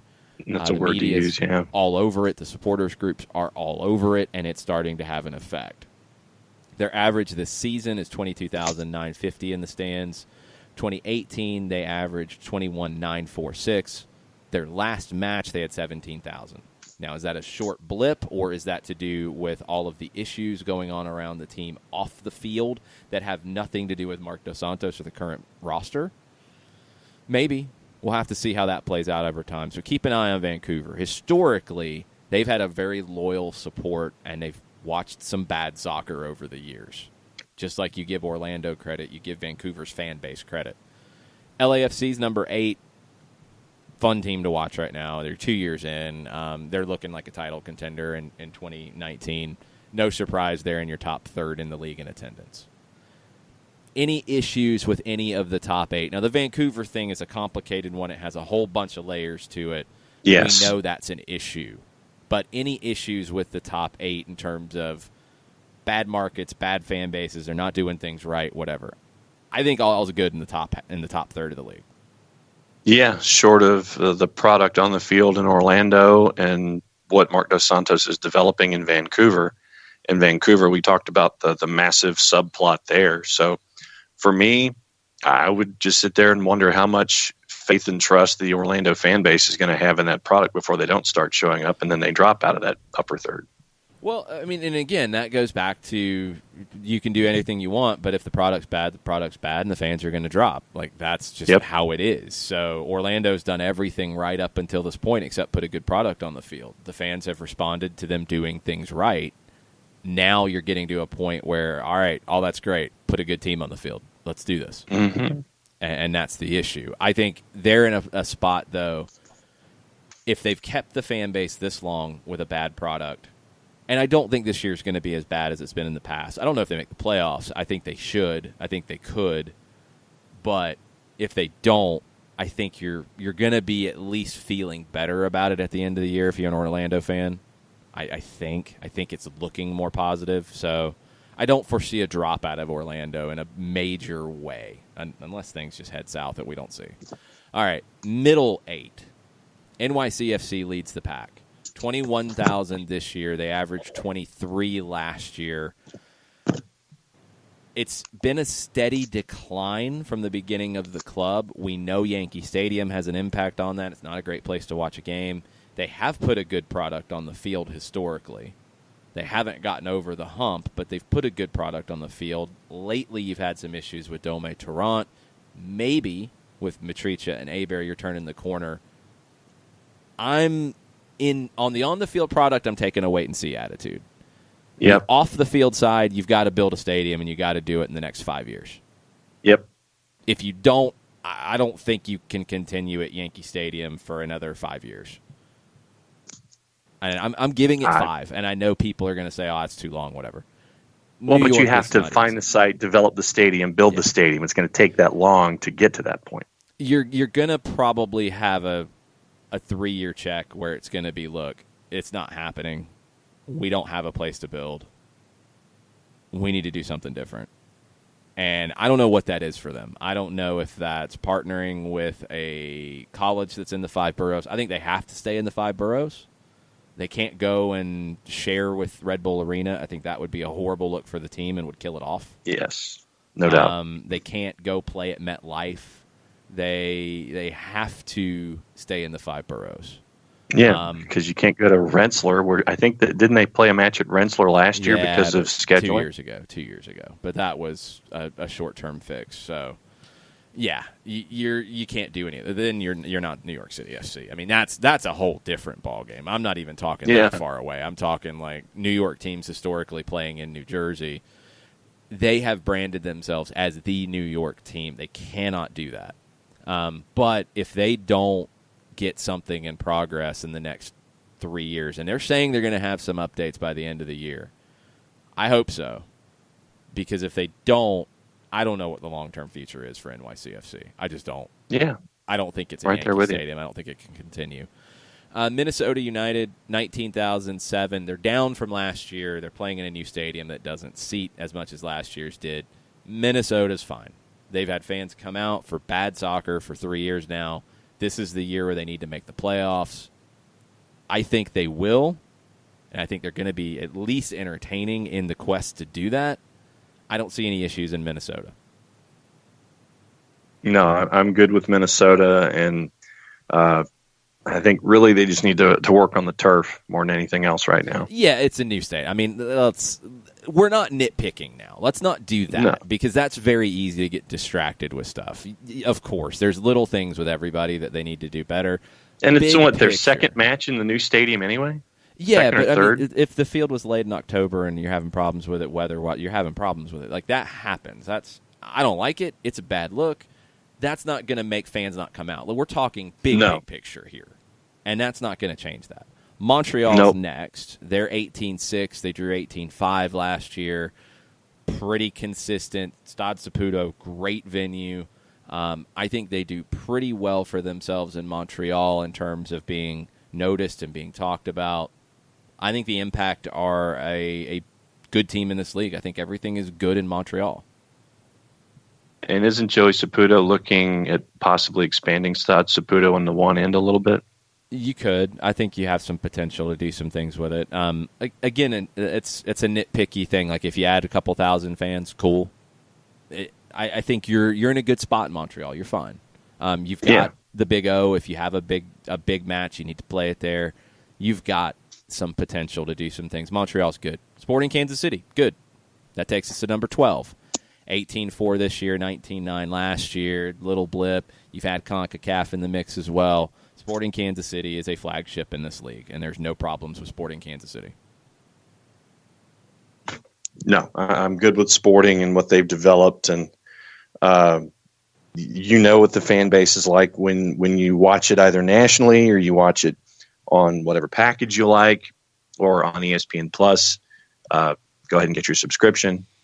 But no, I'm fine. I'm fine with what's going on in Kansas City. They've built their identity. They have their fabric and they have their framework, and the product that Peter Vermees and everybody's put there on the field is just reinforcing how I think the word that I would use when it comes to Sporting Kansas City is, or a phrase, is just that they're comfortable in their own skin right now. And they are who they are. With they're good. Yeah, they're good. DC, good. I think you're still figuring out what they're going to be at Audi Field as opposed to being at RFK. It's a lot better. It's a lot better presentation. Everything feels bigger. Signing Wayne Rooney makes it feel bigger. I think DC United's turned the corner. They're in the top half in attendance. They're fine. I think they're going to be fine. Now, big-term questions for DC is where you start to get some in the league. The TV situation. That's beyond nitpicking to me because you've had issues with Flow FC every match this season, and you have a lot of angst in that fan base because of it. You also have angst just because of DC is changing kind of what they are from the RFK days, the early days, to trying to be bigger in some ways, but also kind of just changing your personality of who you are. It's something to keep an eye on, but I think they're okay. I do have some concerns about DC, but not nearly as many as some other markets. No, I think that, to your point, when it comes to what Flow FC wanted to do with DC United, and you're seeing the growing pains of that relationship. Do the growing pains continue? Do you have these hiccups of Flow FC and what they're trying to accomplish, and are they biting off more than what they're capable of doing? I think that for me is the largest issue when it comes to the coverage of a team in a top 10 media market, and you signed up for what Flow is giving you and Flow hasn't delivered. At the end of this season, do you rethink, and how do you tweak it, and how do you continue to improve what you thought you were getting into? You got a 4-year deal. Well, what I'm saying is, it's like, okay, let's adjust our expectations in that 4-year deal is what I'm saying. I'm not saying completely and totally torch it. I'm just saying that if I'm DC and I'm asking them pissed. to be my TV partner, yes, I'm beyond adjusting expectations. I'm saying deliver what you're supposed to be delivering, please. Oh, I'm completely pissed about what I've seen with Flow FC so far. If I'm DC United, and it's like, dude, fix it. I mean, you had Jason Davis from SiriusXM FC at a bar last night to watch the DC game on Flow FC, and they had connection issues. They had audio issues. Reportedly, they lost the audio feed from Columbus, so they had canned background crowd noise. Oh, no. They lost the feed completely, and the bar that Jason Davis was at just changed the TVs to the Capitals game, and everybody was happy about that. That's the stuff. And credit to DC United. They reached out to say, what bar? What's going on? All right, we're going to try to fix this. Okay. And it was an official, watch party bar. So, okay. So questions about DC, although I think in the big picture, they're heading in the right direction. Things are okay. I'm going to put Real Salt Lake in the good category as well. Pretty consistent attendance-wise. Product has been the last few years. Entertaining, though. Mike Petke's entertaining. A lot of young guys coming through, a lot of local players coming through. I think Real Salt Lake is in a good category. I think they're about where they should be. Good spot for them. I'm happy with Real Salt Lake's progress in the league. Well, and I think in this middle third, I go back to my comment about Sporting Kansas City. You're comfortable with who you are and what you've developed. So not for all I these. think that's. I mean, Montreal, I think, is bigger than that. They can be bigger than that. They maybe have some bigger aspirations. I think NYC definitely has bigger aspirations. Yes. Minnesota, Sporting, DC has bigger aspirations, but I think they're also taking it step by step. So they're a little closer to your Minnesotas and Kansas Cities right now. Real Salt Lake's right there. Yeah. Comfortable, good, solid, no major issues. Doing what you do. All is good. San Jose is pretty close to that all is good, doing what you do category. Their attendance is down. They're another one of these that has been bad for a little bit of time, and you've had a little bit of a dip because of that. Almeida will make them entertaining. He'll fix the on-the-field product, I think. The off-the-field side of it, I think they'll bounce back.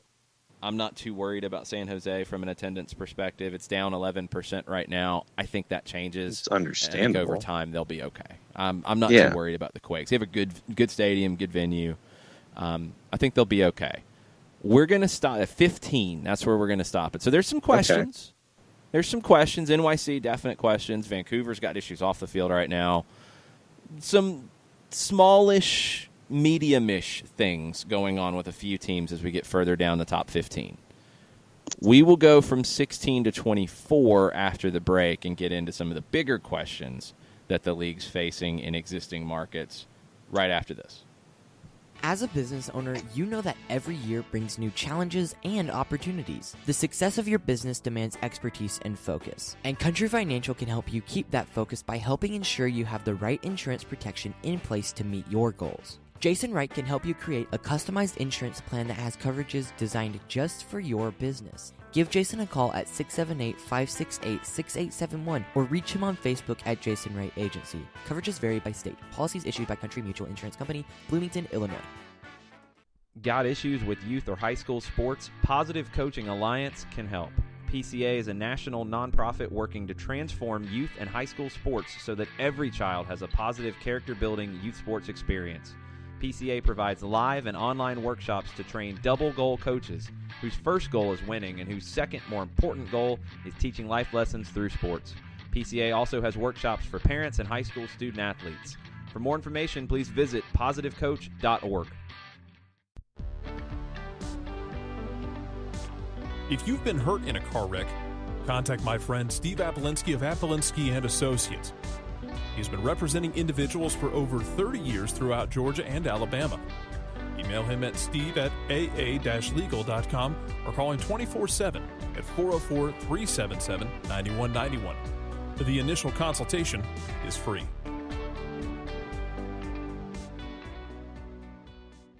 I adopted Bento in 2010 from a shelter. This cat makes me make art. He's always motivating me to draw pictures of him. He just is motivating artistically. He's my best friend, but a lot of people know him as Keyboard Cat. Keyboard Cat, YouTube star and shelter pet. Amazing adoption stories start in shelters. Start yours today. Visit theshelterpetproject.org to find a pet near you. Brought to you by Maddie's Fund, the Humane Society of the United States, and the Ad Council. Welcome back. We are examining Major League Soccer and where things stand currently. Expansion's coming. You got Miami coming in next year. I think Miami will be a wild, wild watch to see how they build this team. Because I really do think they're going to go nuts on at least one player. Like, absolutely blow the door down nuts on bringing a guy in that you would not expect. I think Nashville will be very, very solid in the way they build. Closer to a Cincinnati, maybe a little more oomph to Nashville. But, yeah, I think Miami is going to be the one that will be fascinating to watch build. But let's talk about the teams that are in the league and are having struggles. We've went through the top 15 teams in attendance so far this season through last weekend. We're at 16. It's Philadelphia. Down slightly from last year. 15,007 is your average at the moment. They were 16,500 last year. Philadelphia playing out in Chester has not captured the imagination of the soccer market in the city of Philadelphia. No. Can they do that in Chester? I think it comes to the on-the-field product, I would think, at least for starters. The on-the-field product has not been good. So that's why I am a little I don't think it's all doom and gloom in Philly. Because they've made the playoffs twice. I think. And I think it was both knockout rounds, and it's just that's who they've been. Ernst Tanner has come in with a lot of ideas. He has talked up a big game. I think Ernie Stewart came in and did a good job of building really from just a mishmash of stuff from the early days. I think Ernie came in and emphasized academy, did a lot of infrastructure work. It's not sexy, it's not exciting, it's not getting you headlines, but it's necessary. And I think Ernst Tanner is the guy who has to take it to the next level and put the compelling product on the field. I kind of want to take a wait-and-see attitude here, that if they've put that compelling product on the field, can they be more than they are? I'm not writing them off at this point. No, I'm looking at the on the field product and giving them a couple of seasons with the front office, and is Jim Curtin a part of that future as well? It's tough. We'll see how he does this year. I don't think it's guaranteed. No, because usually when you have a new GM in the sport, the GM will give you that 1 year, and then he'll have his guy, and then his guy will come in, and then it's another couple of year cycle with your guy and your philosophy, and that coach is the one who's implementing your thoughts. So, is Jim Curtin a part of this future? If he is, then how much of a leash does he have? How much development? I mean, how many of the young guys? He's got no leash. He's got a contract for 6 more months. No leash. And he has no leash. Yeah, he's got no leash. He was given a 1-year deal. He's got to win a playoff game this year, I think. Yeah. I do think that's where the line is for him. So, with what you've got and what you've been given, you've got to show up in the postseason. And I know that's going to be tough now, not having your keeper. And whoa. I don't know if Andre Blake's out for the postseason. Let's not overreact to a groin injury. It's a question. They really wish they'd kept John McCarthy at this point. That's for sure, because he could have stepped straight in and played as much as you need. You're turning to Matt Freese, who's very young in the league. We'll see. We'll see how long Blake's out. I'm definitely not ruling anything out for Philadelphia. I'm not ruling out that they're a bad team in this league or they're a huge problem. No. I still think they're north of the playoff bar. Well, even beyond that, I think bigger picture, I think they can be a bigger force in the league with a good product on the field. The thing about Philly that you have to keep in mind is that they're not going to be out there spending crazy money. They don't have it. No. They're not built that way. They're going to develop from within. They're going to develop talent. I think the big thing for them is when they develop talent and they sell it at a good markup and bring that money in, then what do you do and how do you grow from there? That's the part I'm waiting to see when it comes to Philadelphia. So wait and see. Not horrible. They're not in the upper half of the league. They're at the bottom of the middle third. There's good things, there's bad things. Let's see about Philly. Next, Red Bulls. 15,004 is your average so far through 3 matches. You had 18-6 last year. You're tarping off sections of the field or of the stadium. You've got some problems if you're the Red Bulls. You have had a good product on the field in terms of success. You haven't won MLS Cup, but you have supporter shields to show for it. You have an interesting product to watch. It's not boring soccer. It's not my preferred style. It's definitely not boring. You have young talent coming through. You're developing talent. You're moving it on to Europe.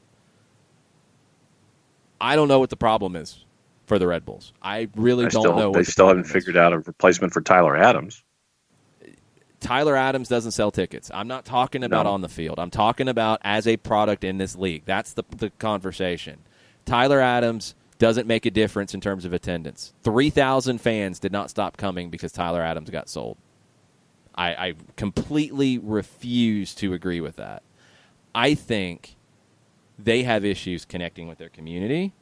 Agreed. I think they have issues connecting with their local media. Agreed. I think they are on an island of somewhat of their own doing, and 3 for 3. They have to change that, or it doesn't matter how good they are on the field. Their issues have nothing to do with the on-field product. When it comes to being in Harrison, New Jersey, you're in the number 1 media market in the country, and people are kvetching about not getting any coverage, and the Red Bulls aren't making the effort to sit here and put things in the media. I mean, Hartford Athletic sends me an email with highlights and interviews and quotes leading up to matches. Hartford Athletic does that. They understand as a first-year team that they've got to get their message out there, and I think it'll come on the field. I mean, obviously they've had a rough start going winless so far in the USL. But if a Hartford Athletic is sending out information, LA Galaxy is sending out stuff for the media that doesn't show up. You get interviews and stuff in a Dropbox where Zlatan has his weekly presser and throws everybody under the bus. You get Galaxy that video. Are a team that could feel like they don't have to put in that kind of work. I could absolutely see the Galaxy having that mentality, and they do. San Jose sends me links to their weekly content where you hear from Matias Almeida, and they're in a top 5 media market.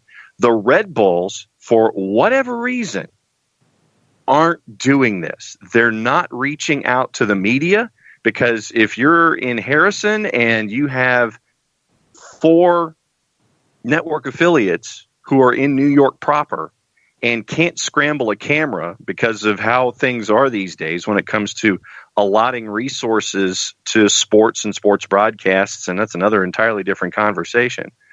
But if you're not putting yourself out there as a product that is winning, a product that is doing well, then yeah, there's a reason that people aren't finding out about what you're doing, is because you're not putting yourself out there. If people aren't coming, you got to take the mountain to Muhammad sometimes. And for me, this is like PR and media relations 101. If you've got a good product and people aren't coming to cover it, then you've got to meet them at least halfway. I don't see the Red Bulls meeting them halfway in any aspect of this. I haven't seen the Red Bulls active in the community, even on the New Jersey side of the river. I'm not seeing anything in Secaucus. I'm not seeing anything in Newark. I'm not seeing anything in Harrison. I'm not seeing anything along the train line working your way into the city. I don't see them trying to go up against NYCFC fans on the flip side of the river. I'm not seeing any effort at all on the field, through the media, whatever, to get something done, to get your name out there. And this is completely, to me, this is completely on Red Bulls. No one knows what's going on because you're not helping tell the story. And that's the way it is for me with Red Bulls. Yeah, they do so much good in the academy, in a quality second team. Yeah, where are those stories? Developing talent. They do so many good things as a club, but the communication, media development, relationship building, community side, like all of that just seems like such a miss, and it's really starting to become an issue. Red Bulls have to figure that out, or it's not going to change. They have to get away from, and I don't know if it's the internal mindset or not, I'm not there, but the vibe is what I've seen with plenty of soccer teams over the years all over the country. It is we should be covered because we're here. And no, you have to go earn that coverage, and you have to go work for that coverage. And if you're not getting that coverage, you can't just throw your hands up. You have to go and build relationships. And I'm not seeing that with the Red Bulls. They feel like an afterthought. And that club with that quality should not be an afterthought. FC Dallas is in a different situation. They're number 18. They're averaging 15-1 this season. They averaged 15-5 last year. They've been pretty static around that level. They're in Frisco. They have some of the challenges that Philadelphia has. They're not in Dallas proper. They're not at the old Cotton Bowl where they used to be. Can they make it work in Frisco? I think once again it comes to the on-the-field product and seeing. What complaints do you have about the on-the-field product? That's what I'm saying. It's a longer. I have zero issues with what they're doing to build, and what we're also seeing with their presentation is a lot of the things that we talked about with Red Bulls, and what Red Bulls aren't doing. We're seeing FC Dallas do the behind the scenes stuff that you're seeing absolutely in those vignettes that we're seeing about building a club. And I think that this is walking hand in hand with getting it out there about what you're seeing with the development of the team under Luchi Gonzalez. And I think that I think that Red Bulls could learn from SCD about how to put your name out there, put your product out there. I don't have any of the numbers for the deliverables about what FCD is doing with this promotional / media material, getting it out there. But judging it by attendance, FC Dallas is drawing less than the Red Bulls this year. So, but they're consistent with their attendance, where Red Bulls are dropping at 20%. 15,000 is not acceptable. That's the bigger question. I mean, yeah, they're consistent. They have their core, but they've had. How do you market to the teams. casual fan? I don't know what they're doing in that regard. I don't know if they're reaching out into the casual sports fans in Frisco, and I don't know if there's a base of casual sports fans in Frisco, Texas that is large enough to sustain it. Nope. I think FC Dallas is a club kind of like Chicago in that they have a low ceiling being where they are. The 2016 FC Dallas team was as good as you're going to find in this league. They did the double with the Open Cup and the Supporter Shield. They would have been an MLS Cup contender if not for the injury to Mauro Diaz. They were good after that. It's a good team to watch. It's been historically a good team to watch, and they've been stuck at about 15,000 a game. I think their location has a huge effect on where their ceiling is. And until that changes or Frisco grows at the rate that it's been talked about for a long time, I think they are what they are right now, and they're on the bottom third of the league, and I don't see that changing unless there is a dramatic change in where they're playing or their surroundings around them. Before we go to a final break, Houston is up next. We've talked a lot about Houston. I think we've covered it pretty well. Their attendance is down right now compared to last year. They're at 14.3 compared to 16.9 last year. Let's see when you get into the summer with them if they at least get back to matching last year. I think they will. I think they'll be at the same level, hopefully better. I think with Houston, honestly, it was bad soccer for a period of time that wrecked the fan base, and they're rebuilding it. Yeah. They need to work harder at rebuilding it. They need to keep doing it. They need to keep putting a good product on the field. My biggest question about Houston is more on roster, where you're going to have issues this summer with Albert Ellis attracting attention, with other players attracting attention in Europe. You're going to have people knocking at your door. What are you going to do? That's your number one thing for the Dynamo. So I think in general, we know who the Dynamo are. We've covered it. We know it needs to be better. Honestly, they have to just have a commitment to excellence on the field and continue building from there. And I think they can be okay. They can be an 18,000 per game type of average. I do. And I think that's fine. If you're at 18 plus in this league, you're good. You're fine. I think they can get there. It just might take a minute. Let's take our final break. We'll come back. We'll talk about the bottom 5 in attendance this season. One of them is Portland. We can rule that out. They're okay. They just haven't had a home game yet. Your bottom 4, big issues. We'll talk about those after our final break. We'll be right back.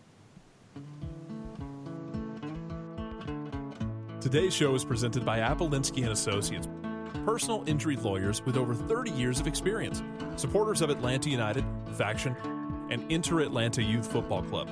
If you've been hurt in a wreck, contact Steve today at steve@aa-legal.com or call in 24/7 at 404-377-9191. The initial consultation is free. A ranger station. I'd like to report a bear hug. Okay. I put out my campfire and Smokey Bear hugged me. So you drowned the fire, you stirred it, drowned it again, and felt that it was cold? Uh-huh. Yeah, he's just letting you know you did good. Bear hug from Smokey Bear. Status update. I'm gonna let you go now. There are many ways to start a fire, but one sure way to put it out.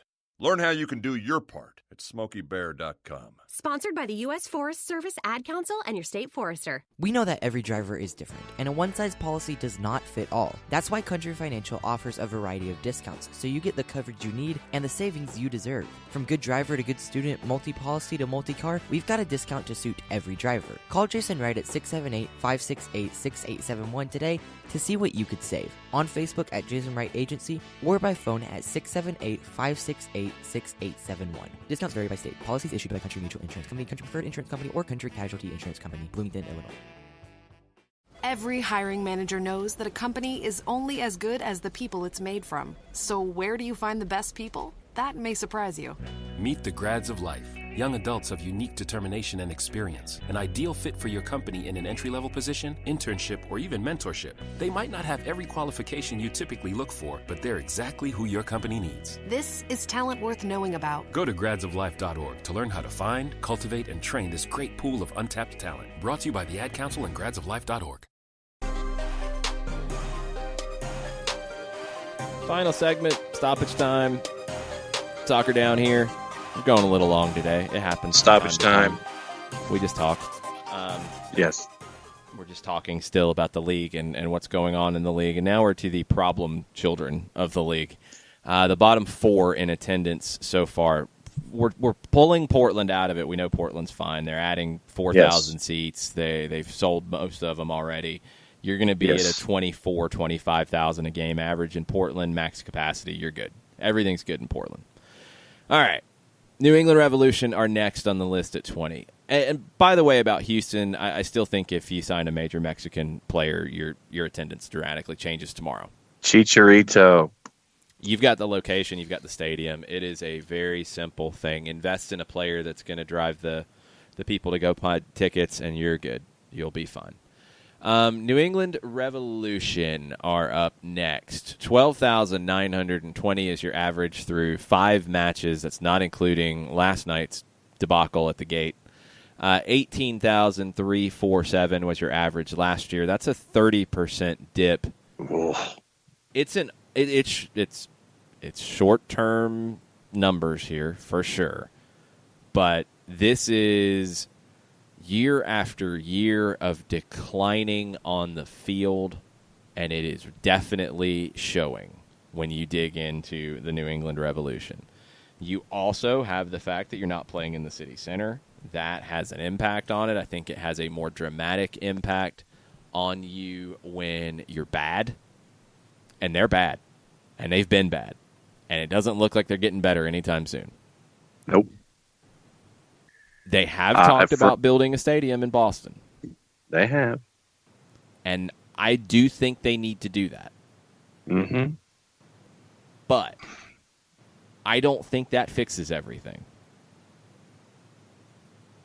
I mean, it gets you in closer to people.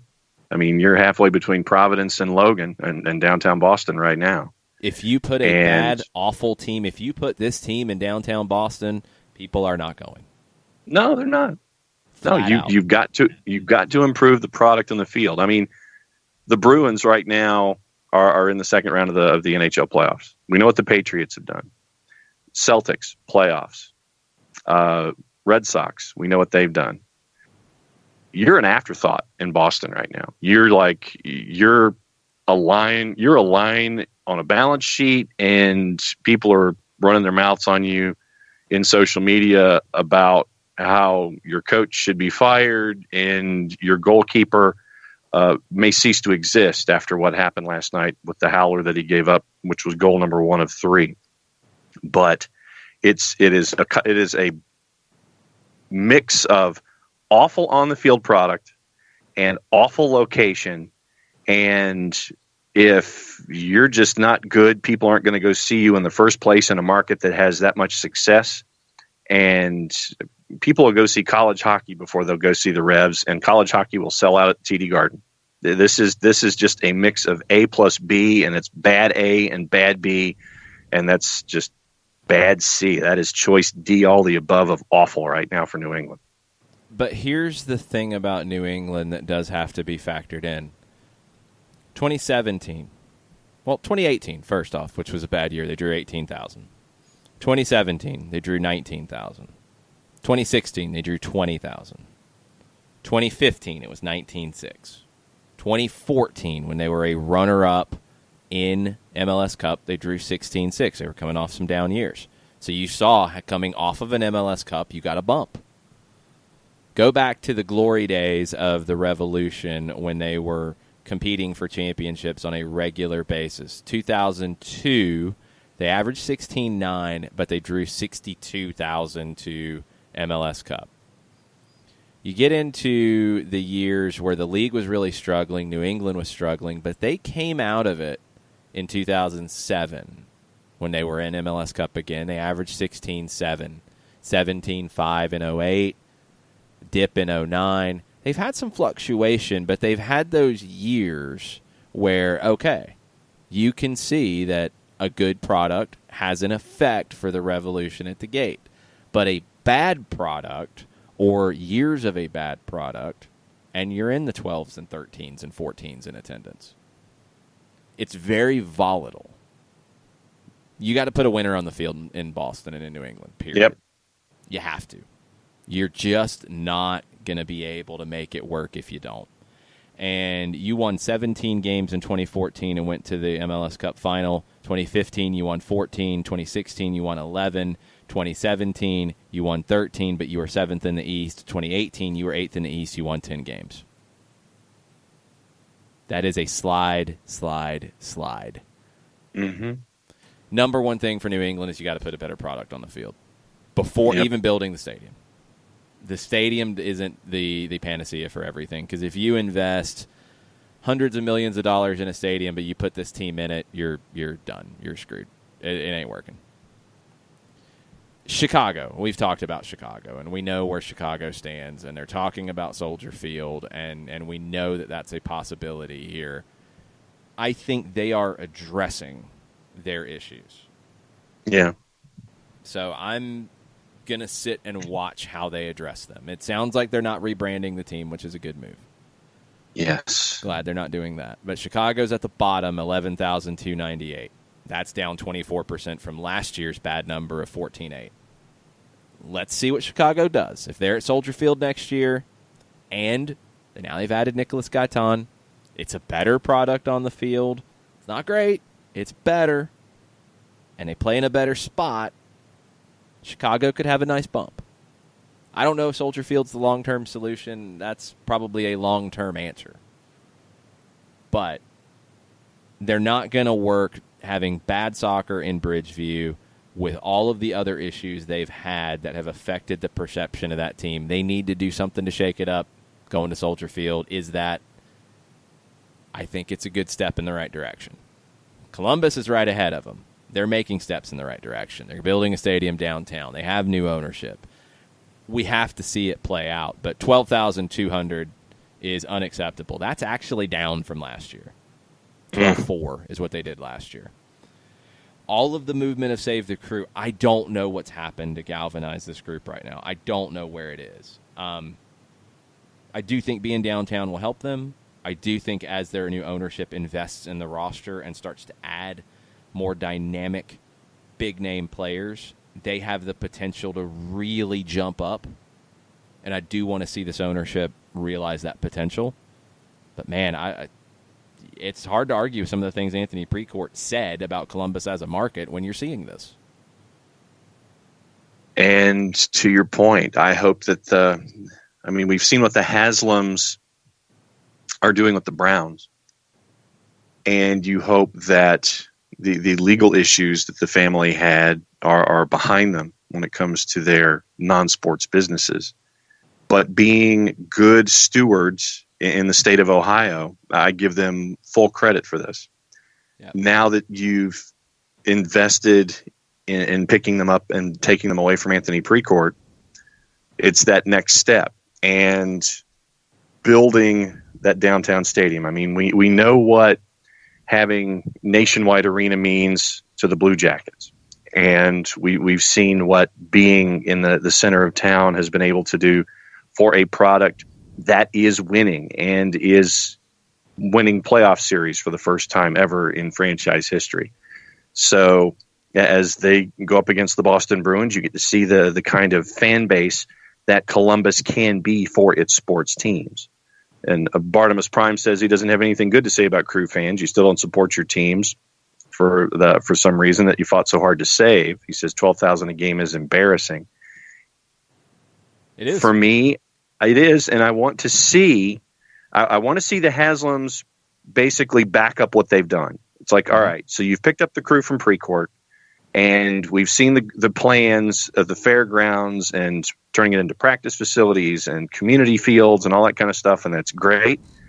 I want to see what you're up to with downtown, and I want to see downtown come off, and then I want to see you put a product on the field that will put those butts in seats and get you north of 12,000 in a new place, in a market that has shown if you put winners out there in other sports that people will show up.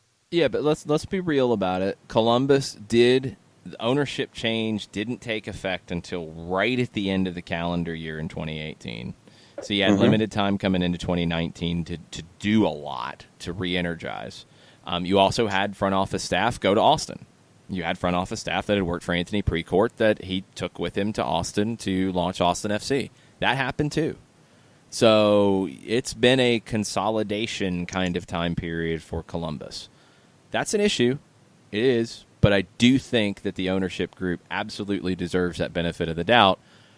I do agree with Bart, though. You have to look on the other side of it. Just like we gave Orlando a ton of credit for coming out and watching bad product and no playoff soccer in their time and watch other teams pass them on the field. You give credit to that fan base for supporting that team through thick and thin. You have questions about Columbus's fan base that has not bounced back after saving the team. The ownership will have an effect on growing that, but I'm surprised that you didn't get an organic bounce back, an organic response out of Columbus. The last one we haven't talked about is Colorado. We've mentioned some things. They're down to 12-4, 7-7 this year through 4 matches. They averaged 15-3 last year. They've won 8 games since the beginning of 2017. It's horrendous soccer. It just is. It was bad under Pablo Mastroeni, but at least you had 1 year where they were good and made the Western Conference Final, even though it was bad soccer and defensive negative soccer. You won MLS Cup in 2010. It was still defensive soccer. Look, it's no fun to watch a team sit and defend all the time, and especially when you got to drive, 30 to 45 minutes outside of downtown to go do it. It's very easy when the team is not getting results to say, you know what, I'm going to stay at home. I'm cool. I'm not going to deal with this. You did have the snow game built into your attendance this year. Yes, that's had an impact for sure. Colorado's got to put a better product on the field before we can even truly judge the location, I think, because it's been negative, defensive, boring soccer for a decade. A decade. They've started to invest in their academy. They're starting to have talent come through. Cole Bassett's a quality product. You've got players coming through in your academies right now. Your academy teams are doing better than they've ever done. Good signs. You've invested in that. Good job. Good stuff. Put a compelling product on the field, please. And then we can judge it, because I can't even say that the location's bad, because Colorado, I love the game, and I would be questioning driving out there to go watch games because it's just not entertaining to watch right now. And it seems like it's getting worse. So there's your 24. Now let's get into the tweets before we wrap up, because people have had some comments on our thoughts on some of these teams. You mentioned Bartimus Prime and Columbus. I completely agree. I have big questions about Columbus and their organic response to saving the crew. I do think the ownership will get it right. I do think being downtown will help. I do think as they get their feet under them, it'll get better. I'm surprised there wasn't at least some kind of organic bounce back.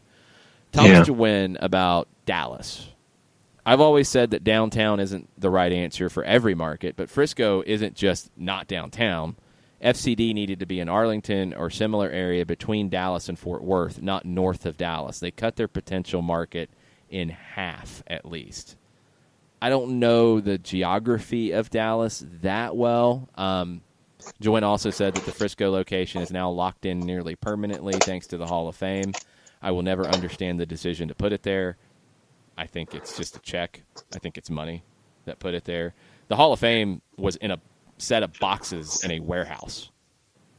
Like, Frisco is a better location than the warehouse that nobody could see anything in. It had been in Oneonta, New York, in the middle of nowhere, nothing, and you'd have like Hall of Fame induction ceremonies, and you'd have a Hall of Fame game, and it'd be like at a place smaller than the Maryland Soccerplex.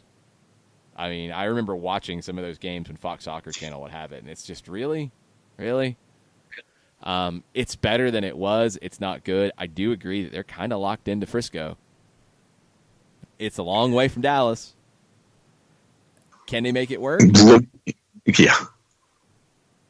Looking on the Google map and using my finger as my my measuring stick, if you go from the word Frisco to the word Dallas, it is 15 miles from the word Dallas to the word Frisco.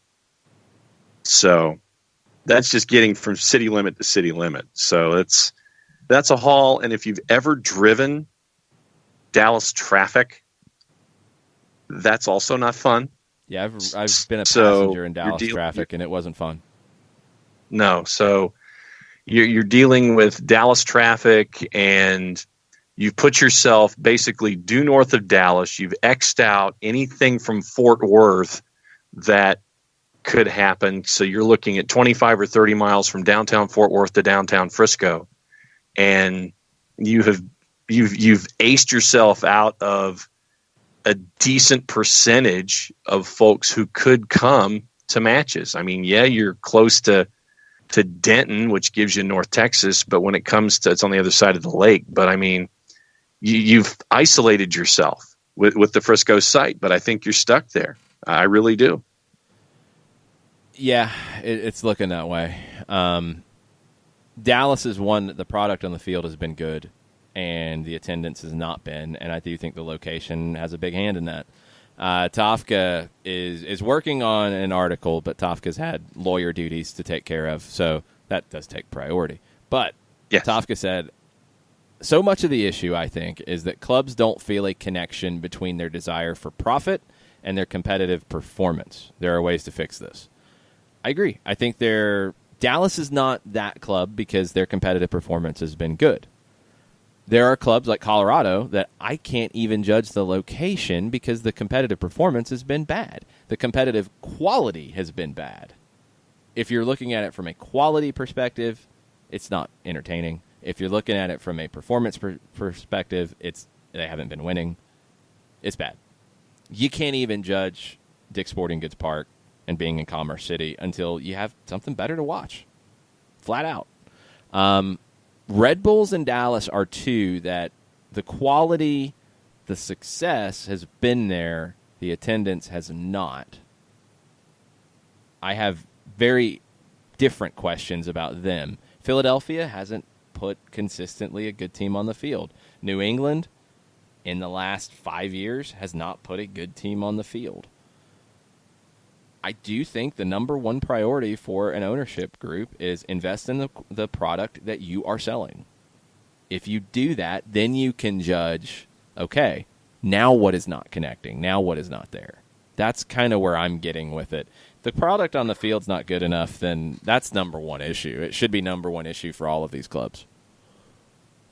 Yeah, and so you look at, a lot of folks will sit there and say location, location, location, but these days when the eyes of disposable income, then it's entertainment value and return on investment that are just as important, if not more so. Yeah, absolutely. Couple other Thursday thoughts before we go. Kefzi said, assume what Tata said is true and starting a team was the draw, starting the team from scratch. Then Atlanta would be less attractive to a similarly minded coach now. My question is, what makes it attractive now? Can't see hostility to a current manager helping find a new coach. Tata mentioned it, yeah. I mean, starting a team from scratch was a draw because it doesn't happen in the world of soccer. Like, around the world, you don't get that opportunity. Major League Soccer is the only place that you can build a team from scratch and have a roster of nothing day one and build it. At this kind of level, like you could go to a very small country that has nothing going on in terms of a league launching and do that, sure, but that's not compelling to a Tata Martino. Launching a team in a Nashville, a Miami, a St. Louis, a Sacramento, that type of stuff, yeah, that's definitely compelling. Atlanta now, are they less attractive? Yeah, because they've got a couple years in, but they're just like every other team in the world. So I don't look at it in that way. I think it was a very unique situation to launch it, and you got a very uniquely minded manager in Tata Martino to do that. What makes it attractive now? Ownership, facilities, infrastructure, city, growing league, good academy to work with. Lots of things make it very compelling now and very attractive now. To think that because it's not a new startup that it's not attractive, I disagree with that. I think it has so many legs up on so many clubs around Major League Soccer and in this hemisphere because of all the things I just mentioned. I don't think hostility from a fan base towards a manager and being upset about results is going to be a huge turnoff to any manager with ambition because of all the other things. So is it maybe a wake-up call that, hey, Atlanta is not a place where you can go in and just not have pressure? Yeah, sure. But that's not a bad thing. I don't think that's going to scare anybody off who's worth bringing in at all. I think it's going to scare off people who don't want to be pressured, and that's not the manager you want in this situation because you have expectations that are huge. There's going to be pressure, whether it's coming from the fan base or coming internally. The pressure is to be the best. You want managers who are not afraid of that. So I don't think there's anything bad about what's going on in that regard, and I don't think there's anything bad about being able to attract top managers, top players, top talent. I think you've only solidified who you are and what you want to be going forward. And then also on the board, Michael Valverde, who's had a lot of Thursday thoughts, or a lot of thoughts on a Thursday. Like it. Let's go with this one. Parity seems obvious this year in MLS. Is it really possible to build a dynasty? It is, but it's hard. I mean, I think soccer is a little different, even with the cap, even with the different things that MLS has to create parity that other leagues don't. I do think that because of having an academy and being able to invest whatever you want to invest in it, you can develop talent, and there's not a ceiling on that. There are some ceilings in terms of your roster, but you can develop your own talent like you can't do in the NFL and the NBA and Major League Baseball as much. You get kids at 12. You can sign kids at 16. You can play them in professional matches in USL Championship at 14, at 15 if they're ready. You have more control over developing your roster, even with a cap, even with the rules that MLS has. So is it possible? Yeah. Is it hard? Yep. And are we maybe jumping to conclusions through a very short sample size of the 2019 season? I think so. I don't think the Red Bulls are going to miss the playoffs. I don't think Atlanta United's going to miss the playoffs. I don't think the Portland Timbers are going to miss the playoffs. I think they're going to be there. I think they have a lot of work to do, but I think they're going to be there and make the playoffs, and you're going to see the heavyweights be the heavyweights. I do think you have the opportunity for smaller teams to jump up quicker in Major League Soccer and cause some chaos that you don't have in other leagues. Like, you're not going to have Ibar pop up in La Liga and win the thing. You could have the Philadelphia Union or FC Dallas or Sporting Kansas City pop up as a smaller market, less investment, and win MLS Cup. You could have that happen. It's MLS. It's interesting. It's different. I think it creates more chaos in the league, and that's a good thing. And also Michael urging patience because of the 34-game schedule.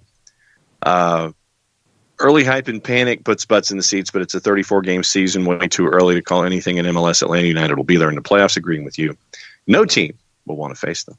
Yeah, I think it'll start to get right here soon. I do think May is going to be a challenge for a lot of teams because there's a lot of teams playing a packed schedule. I think Atlanta's heading in the right direction. They got to stay healthy. They've got to get early goals, and they've got to stop conceding early. I mean, that's where I'm at with it.